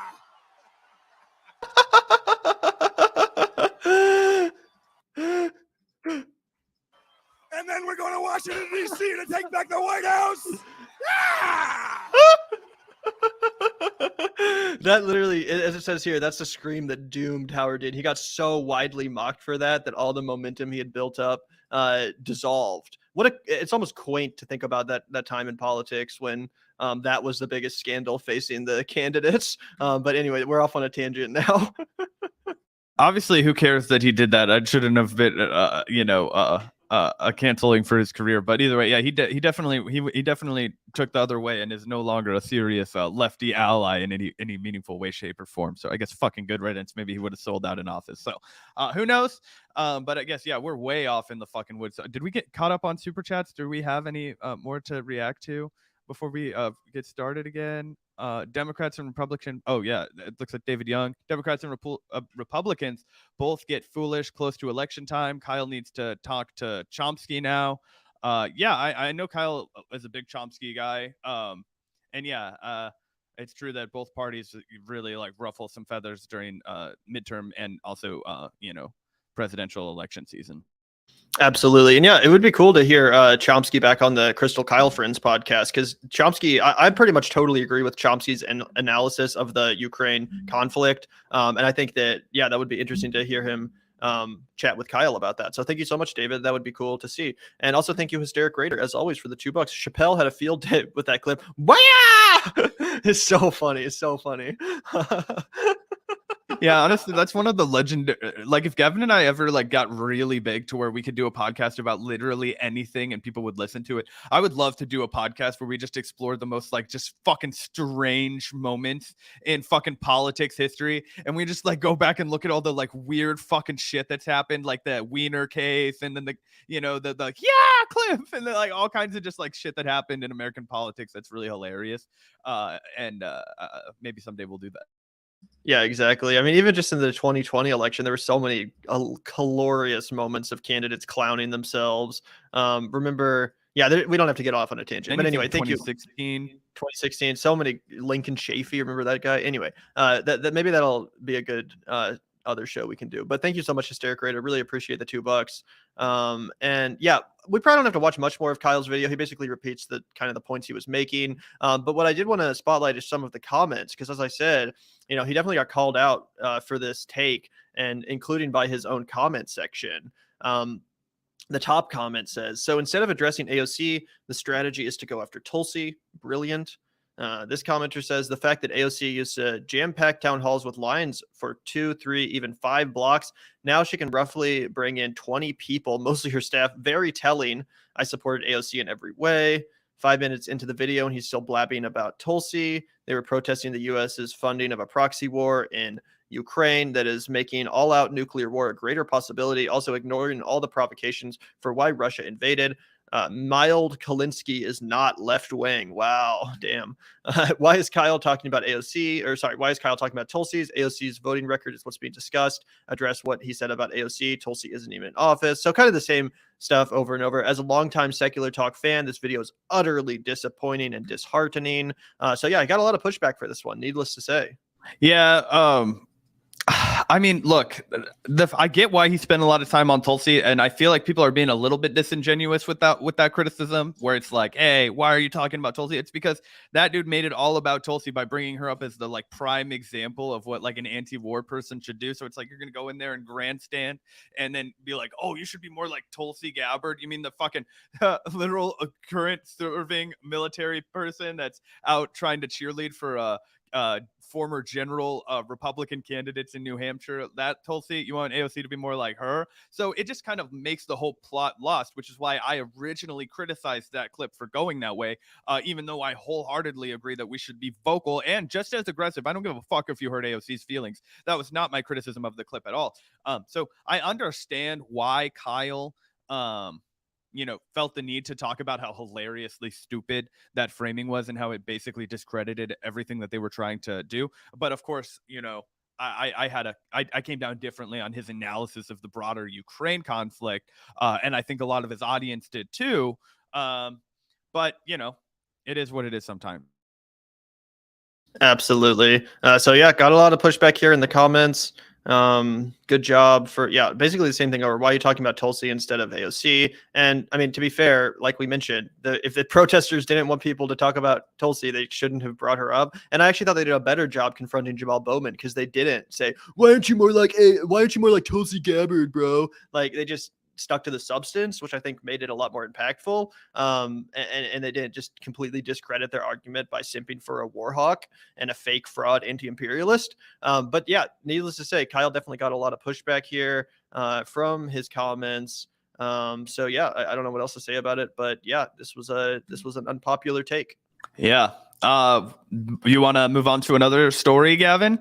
One that caught me by surprise this morning when I woke up, and I was shocked to learn how this all kind of came together in my brain. Obviously, we've been covering the Kanye meltdown. I don't know if you want to just call it that. The Kanye craziness doesn't seem like the right word. Just the like hate-filled fucking bigotry, like La La Land that he's fucking created for himself that he can no longer contain, and is just like, he no longer had Pete Davidson and Kim Kardashian to obsessively tweet about, so he had to like fucking decide to become a rabid anti-Semite. Fucking craziness.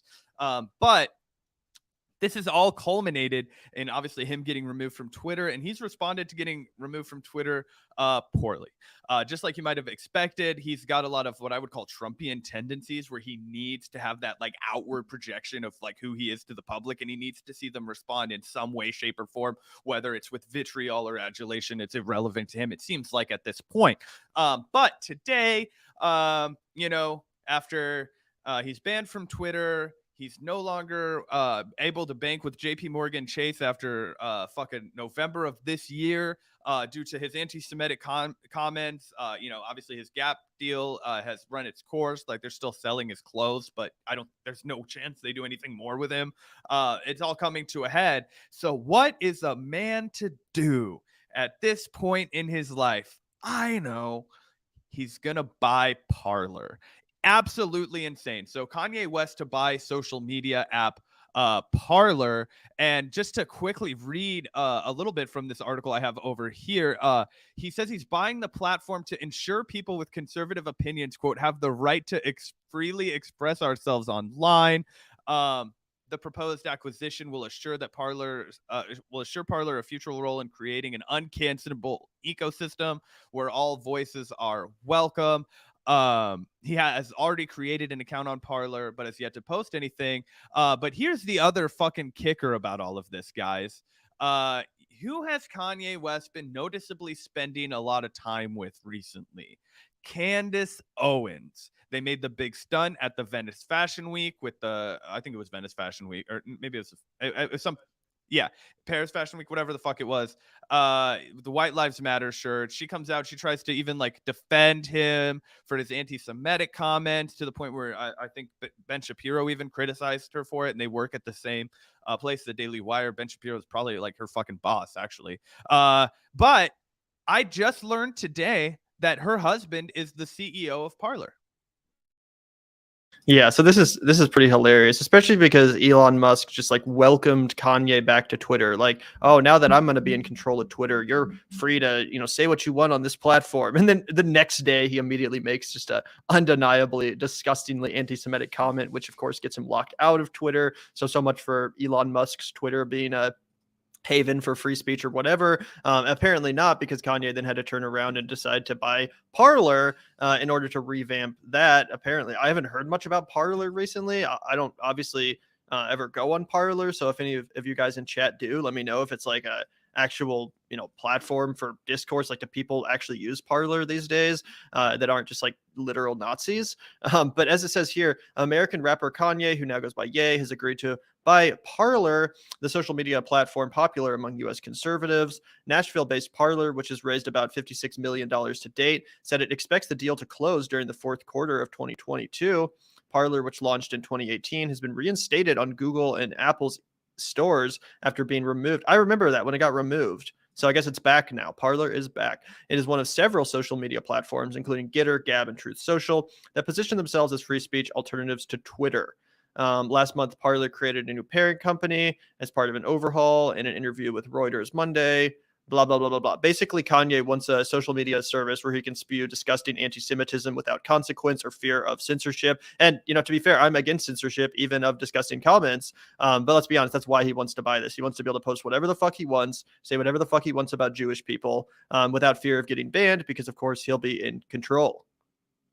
Yeah, it's really disgusting, actually, that this is a route that he's decided to go. Obviously, it's disgusting, right? That's kind of, it goes without saying. But yeah, it appears that his, plan is essentially to have an echo chamber where he can just spew this vitriolic hate speech to adulating followers of white supremacist, neo-Nazi fucking crazies without consequence. And that's like what he's decided he wants to do. And when you're a billionaire, this is the kind of shit that you can do to tailor your own existence. So whenever he logs on to what he views as social media after this, it's going to be just all adulation for him. He's literally just controlling his entire experience. And people have to remember, Kanye's worth like $1 billion fucking dollars. Like, this man is rich as hell. So for him to have 56 million, or that's what the company has had invested in it. I imagine they value themselves over that, but who knows what they actually cut a deal with Kanye to do, because having Kanye as the owner will bring clout and attention to the app anyway. And yeah, in the wake of Truth Social, which was Donald Trump's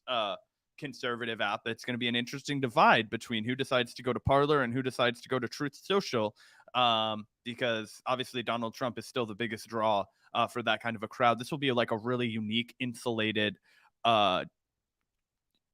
variety of just the fucking most disgusting individuals that are following Kanye on here, I imagine, or people who are just doing it to like keep up with him and see what the fuck is going on. I don't know. It's getting tough to even hate watch. Yeah, it's getting really cringe. And speaking of hate watching, we can take a look at this recent clip from a podcast that Kanye was on. And as I predicted, the dude's doubling down on his craziness, just going full-fledged right-wing degenerate. And apparently he's been thoroughly propagandized by this kind of Daily Wire garbage, these, new documentaries they're making about Black Lives Matter and trans people and all this stuff. He's just, uncritically buying it, not seemingly understanding the nature of it being right-wing propaganda. But let's take a listen to his thoughts after viewing Candace Owens' new documentary about the Black Lives Matter movement. I watched the George Floyd documentary that Candace Owens put up. One of the things that his two roommates said was, they want a tall guy like me. They want a tall guy like me. And the day when he died, he said a prayer for, 8 minutes. Mm. He said a prayer for 8 minutes. They hit him with the fentanyl. If you look, the guy's knee wasn't even on his neck like that. When he said mama is his girlfriend. They said he screamed for his mama. Mama was his girlfriend. It's in the documentary. But something that hit me, that fucked me up when I was watching. Again, you can tell Kanye is actually fucking stupid. He's not a genius because he actually thinks like these documentaries, like these Daily Wire documentaries, are like real truthful exposés. He doesn't. I guess he's literally too stupid to realize that they're just propaganda meant to make money off of stupid right wingers. So he's sitting here like, oh, Candace Owens just revealed to me the truth. She's exposed this all, and it's all true. Like he just took this entire propaganda documentary at face value and is just uncritically regurgitating the lies within it, as if that somehow makes the George Floyd murder somewhat better. And what I guess Derek Chauvin was actually just doing his job. That was what he was supposed to do. When you see someone overdosing on fentanyl, you're supposed to kneel on their neck and kill them. That's what police are supposed. Like what? Yeah, I mean, his media literacy is in the fucking toilet. It's non-existent. And yeah, I mean, it's just fucking incredible to watch. I mean, to watch this person that I don't know. This is insane. This is like, character degradation to like the maximum. Yeah, I guess we can watch a little bit more of this. Watching the documentary, and it said they want a tall guy like me. When I looked at that image of him, this tall black dude with the bald head, he reminded me of somebody else. Who do you think he reminded me of? Virgil. He reminded me of Virgil. You know what I'm saying? I'm not finna cry in front of y'all because that's. And by the way, if you don't know, Virgil's the guy who worked with Kanye as like a fashion designer. He got cancer and died. And then on Tucker Carlson, in a censored clip or a clip that was edited out, he basically said that he kind of implied that like the Paris fashion industry or the Paris fashion scene like killed him. Like he basically was saying that this guy got killed by his fellow fashion elitists or something like that, even though he died of cancer. So that's not really clear. And now he's comparing him to George Floyd. So you can tell that Kanye is just totally up his own ass. He has no idea what he's talking about. And this is just complete insanity. Yeah, really, really wild. Like it's almost like it's so weird to just watch this happen and to watch this person exist this way, because it doesn't make any sense. That I don't know. I guess it makes sense in some ways, like, but I don't know. It's puzzling. Yeah, and again, it's just sad because he's too stupid to realize the game that his fellow conservative media cohorts are playing. These people like Candace Owens who are making these propaganda documentaries. Like he actually is taking it at face value, which is really sad because again, it shows how stupid he is and ignorant, and how susceptible people are, even rich celebrities, how susceptible people are to propaganda. So that's what's really sad about this. This guy just watched this documentary, this fake propaganda bullshit from the Daily Wire. And probably like a lot of other stupid ignoramuses out there, he completely bought it. He thinks this is all 100% true, and he's now regurgitating it as if the truth has been exposed. So again, that's what's really sad, is it shows how susceptible a lot of Americans are to pure propaganda. And this is the result of it. So it's kind of just, depressing and sad. And same with the anti-Semitism thing. It's like, God, it's so clear that this dude is just so mentally ill and ignorant and stupid that he's really just susceptible to these crazy conspiracies. Yeah, it's like your old grandpa or just like your crazy uncle that's like just discovered the internet, like it's 2005 or something, or 99 or whenever a lot of fucking crazy middle-aged people found out about the internet, and they think that, every conspiracy theory is true. I mean, it just feels like he's fallen hook, line, and sinker into like the InfoWars audience, the type where it's like everything that you see that's like out there or wild, it's like now you want to believe that it's true, and then where does that always go? It goes back to fucking anti-Semitism every single fucking time. It seems like it's so wild that people fall for it, but they do. Yeah, it's really crazy to watch. Truly insane to see. So yeah, we probably don't have to listen to much more of Kanye. Thank you so much. We got one super chat real quick. Thank you so much, Christina, once again for the $1.99. Some people are calling Mahomes the baby goat. Do you have a response to that, Zach? Yeah, look, man, nobody wants Mahomes to get the shit rocking and rolling and right the ship more than me, bro. I've watched the Chiefs lose and lose and lose and lose until we got, and then only to win a little bit with Alex Smith and then lose every time it fucking mattered. So I love having Patrick Mahomes. I'm just saying that I think people need to adjust the expectations for him a little bit, because he's still working with a lot of brand new wide receivers. He doesn't have the offensive variety that he had. I mean, when you have Travis Kelce and Tyreek Hill as two of the best offensive weapons in the league at your disposal, and then you go to just having Travis Kelce, who, I mean, not last week, but the week before that, the man had 4 fucking touchdowns. Like, you can't rely so specifically on one receiver, and then, you know, Juju Smith-Schuster and Hardman. They're both warming up. They're getting real ready, but there's just, you know, too many drops from these newer guys. Too many times where Mahomes has overthrown somebody by this much because he's used to fast as fuck Tyreek being able to catch up to everything. Like, there's just mistakes we got to correct, and if he rights that ship, then I think he's, you know, smooth sailing again. Yeah, I mean, I don't know if he's the GOAT, but he's definitely like a great quarterback. You know what I'm saying? Like, even if he's not the literal greatest of all time, there's no denying that he's an incredibly talented football player. So really appreciate the super chat, Christina. Thank you so much, as always, for the support.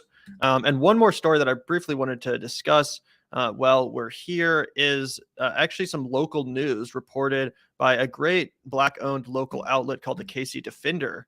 Let's take a look here. This was getting a lot of attention on Twitter specifically. KCPD claimed missing Black woman reports in KC were completely unfounded.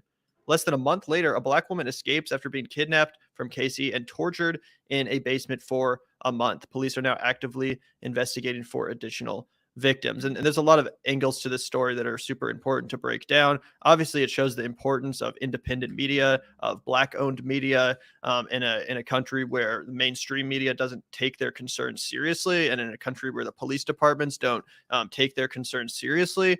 So it's really important and an extremely valuable asset to our city that we have the KC Defender. Let's take a look at this article, though. A bombshell multi-county investigation began last Friday when a 22-year-old Black woman escaped bondage after being kidnapped, sexually assaulted, and held captive in a basement of an Excelsior Springs, Missouri man's home. The man is identified as Timothy Haslett Jr., a white 39-year-old male. This motherfucker. The woman was discovered around 8 a.m. last Friday, October 7th, when reports of a woman banging on doors and crying for help reportedly reached the police. Kiara Tharp told the Excelsior Citizen that her grandmother provided the woman food and a blanket after bringing her inside Tharp's home. The KC Defender has been working collaboratively with the Excelsior Citizen, a local news outlet in Excelsior Springs, on this story. She made the comment about her friends. They didn't make it and that he had killed them, Tharp said. I'm really hoping that they find evidence about her friends. If anything, she can have closure about her friends. I just hope they can find everything they need to. According to the Clay County prosecutor probable clause statement, TJ reported that Timothy had kept her in a small room in the basement that he had built. He kept her restrained in handcuffs on her wrists and ankles. In addition, Haslett whipped her while she was restrained. There were injuries on her back that were consistent with this description. Court documents further say she was able to get free when he left to take his child to school. So, luckily, thank God, this woman was able to escape this absolute monster. The official court documents also read, upon the police officers' arrival at the residence, they found TJ. She was wearing latex lingerie and had a metal collar around her neck with a padlock and duct tape around her neck. TJ advised that a man by the name of Timothy picked her up on Prospect in Kansas City at the beginning of September 2022. In mid to late September, the KC Defender published a video of Bishop Tony Caldwell, a local Kansas City community leader who was one of the many in the Black Kansas City community who made reports of numerous murdered and missing Black women. In the video, Bishop Caldwell specifically identified that the women who were missing were being taken from an area on Prospect Avenue in Kansas City. As it says here, community members say, Kansas City serial killer on the loose.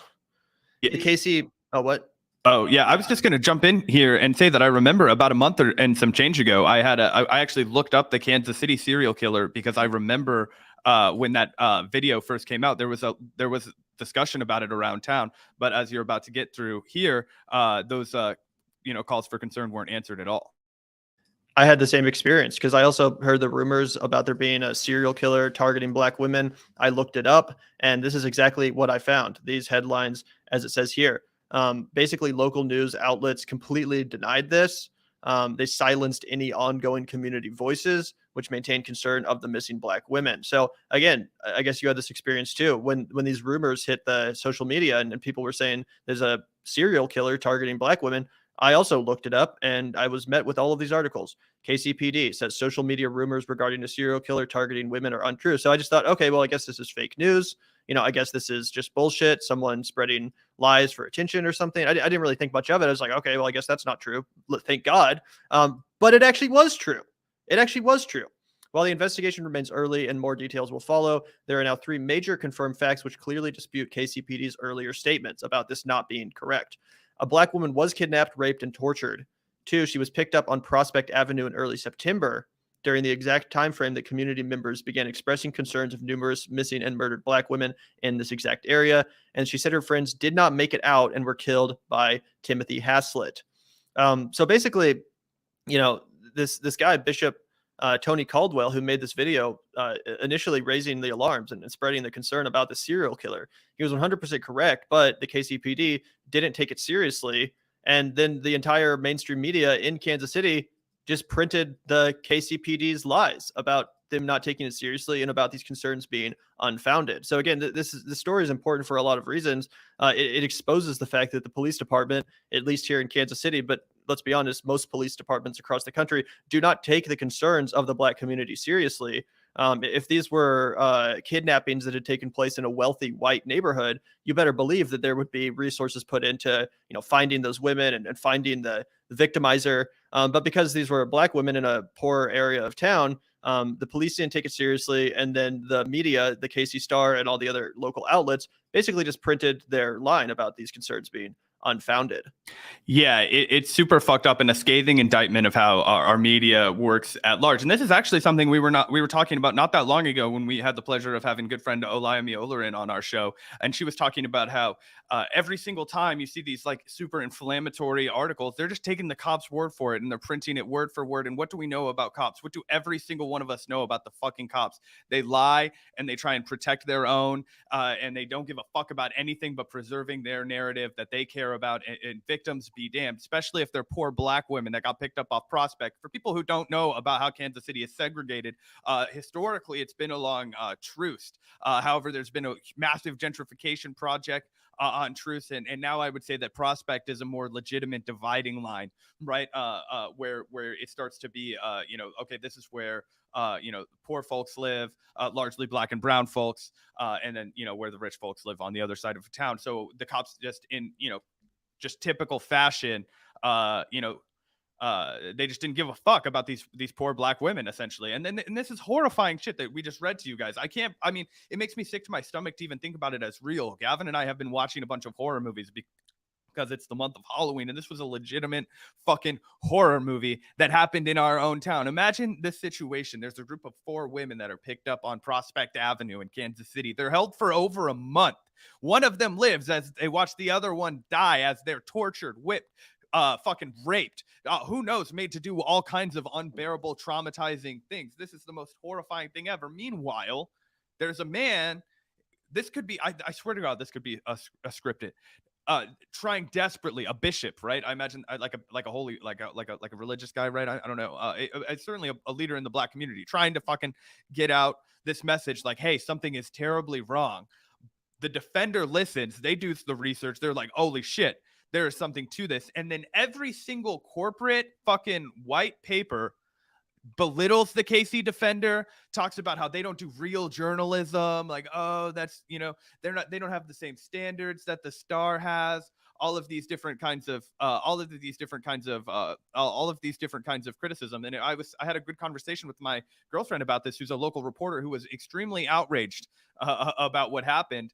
And I got some good insight into how they squash these stories. You'll have 1 or 2 people in the newsroom that try and say, hey, I think there's some validity to this. And then they'll throw a bigger paper in your face and say, they said it was bullshit. And you're like, well, that's just what the police said. And they're like, oh, do you have evidence that the police are lying? And it's like, well, like, these people are saying that the police, they just won't run with it, right? They just will not run with that kind of shit, unfortunately. And look at this. It costs lives. Certainly untold trauma. Like, how many people could have been saved? We don't know how many victims this guy has. If you're at the point in your life where you're doing this, how many fucking people have you victimized? I mean, it's absolutely insane. Shame on our media. And honestly, this is just this is a huge story. I saw people in The Guardian talking about this, like, but the story is, oh my God, look at this crazy person, not like, look at this fuck up by mainstream media. Look at this, so that's what it should be. Absolutely. And let's also take a listen here The KC Defender also posted this as a follow-up, some video of Bishop Caldwell, the guy who was initially trying to raise the alarms and, spread this concern. He discussing here the initial attempts by the KCPD to silence the community concerns of missing Black women. Let's hear from the man himself. I wondered, what is your communication been with police since then? None. Zero, zilch. They are backtracking as much as they can now. I have a few friends at the police department that are reaching out, telling me, good job, don't give up, you need to. I have a couple of friends that told me to make the comparison in certain areas and to look at certain things. Prospect being the key point. The young lady was snatched off of Prospect. We were talking about people that were snatched off of Prospect. At the same time point that this young lady was taken off of Prospect was the same time point we were looking for those young ladies, and she being one of them. Yeah, so there he's talking about how the KCPD is absolutely useless, essentially. And yeah, just another huge shout out to the KC Defender. Make sure to follow the KC Defender if you're not. I mean, obviously, if you live in the Kansas City area, you definitely should. But even if you don't, it's a really good outlet to be aware of and to follow. They do great work. Huge shout out for this amazing reporting. And for bringing the story to the public light, which the literal mainstream media, whose job it is to report on this stuff, completely failed to do. And obviously this also exposes just the racism inherent in the police department, the fact that some lives are taken more seriously than others, the fact that some cases are pursued with far more resources and urgency than others. And I think this is just the perfect illustration of that situation, unfortunately. Yeah, I think so. And you wonder why there's not a lot of trust in the media by more marginalized groups. It's because they're not taken seriously by the media. Their complaints are not treated as valid. If there were 6 women that were abducted off of fucking 119th and Flum in Lenexa, Kansas, right? And they went missing, then it would have been on every single fucking news channel in the area. There would have been squadrons of people out looking for them. It would have been a huge fucking story. But because of, where these women lived and, what skin color they had, I mean, this is really, really where we're at as a country, guys. They just weren't taken seriously. Bishop, because of where he lived in the Kansas City community, his concerns weren't taken seriously. He wasn't seen as a leader like he was. And this is all bullshit. And this is why nobody trusts the media, particularly marginalized folks. And they have every right to feel skeptical about it. But there are some beacons of real, on the ground, by the people, for the people reporting. And that's the Kansas City Defender, like Gavin said. So great publication. One that we're really, really, really proud to have here in Kansas City. Fuck the Star. It's a corporate rag sheet. But the KC Defender is based. This time they really, really did some spectacular work.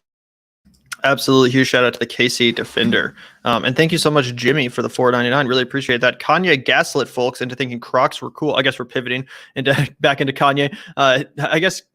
Crocs were cool. So maybe he'll get some creeps to sign up for Friendster or whatever it is. LL. That is very true. His shoes, they're not technically Crocs, but they're Croc-esque. Hideous as fuck.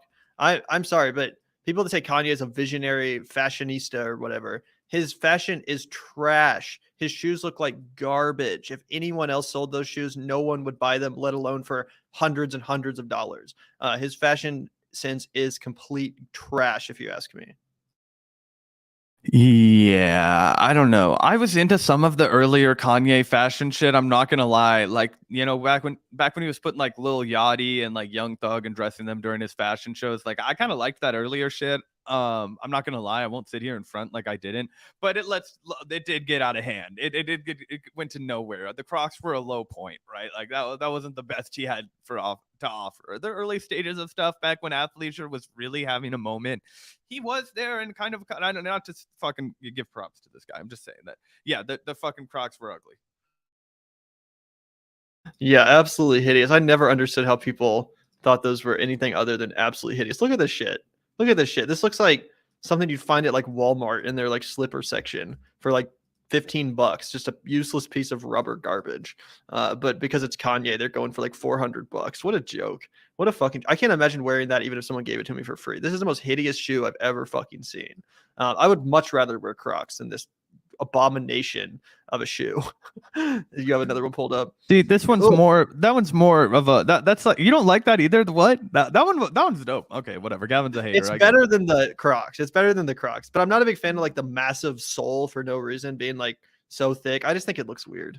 Bro, short kings can't relate, Gavin. Kanye's a short man. He builds shoes for short men. I don't know what the fuck to tell. I guess I wasn't considering that aspect of it, but anyway, thank you, Jimmy. I happen to totally agree with you.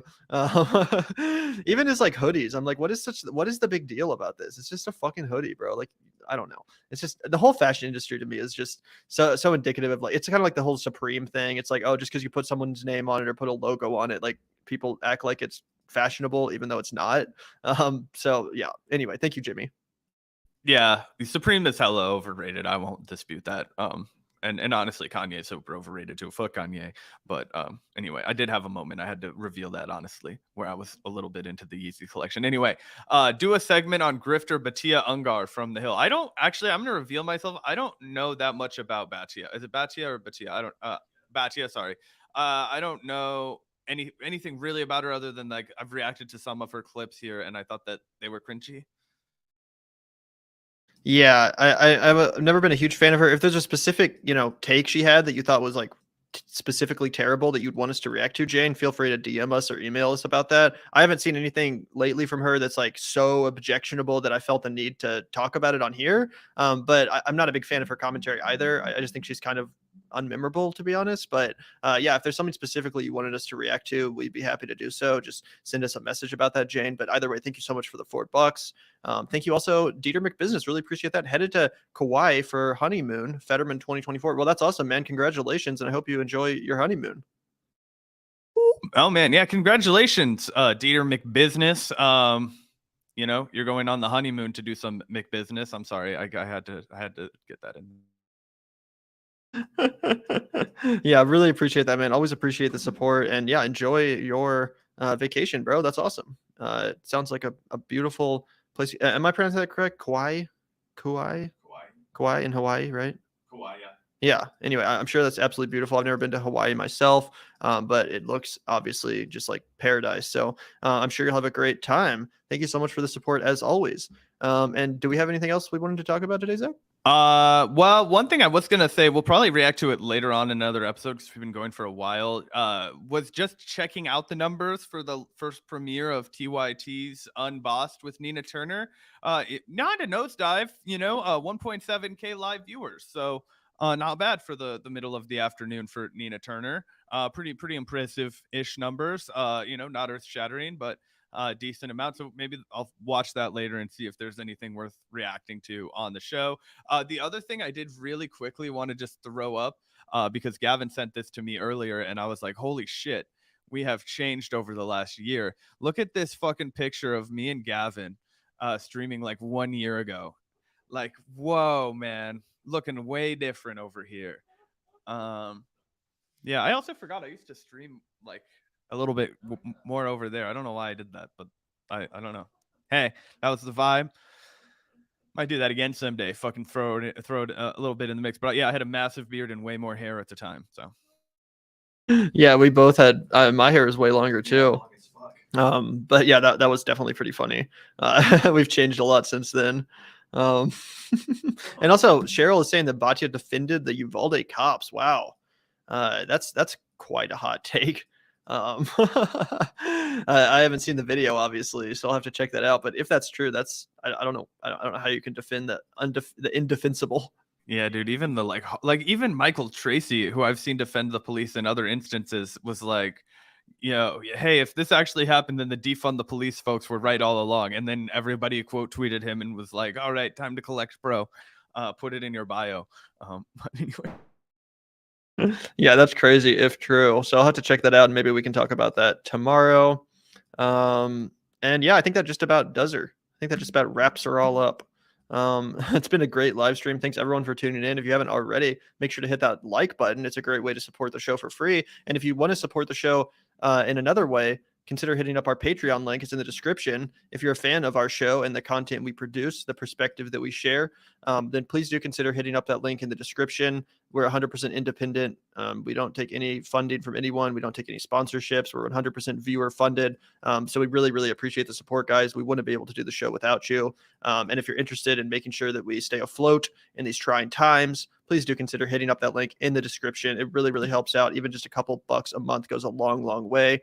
So thank you so much. Obviously, we try to offer our patrons a few perks, including having their name on the shout out screen that we throw up at the beginning and end of every live stream, just as a way to signal our intense appreciation. So thank you guys so much. Links in the description.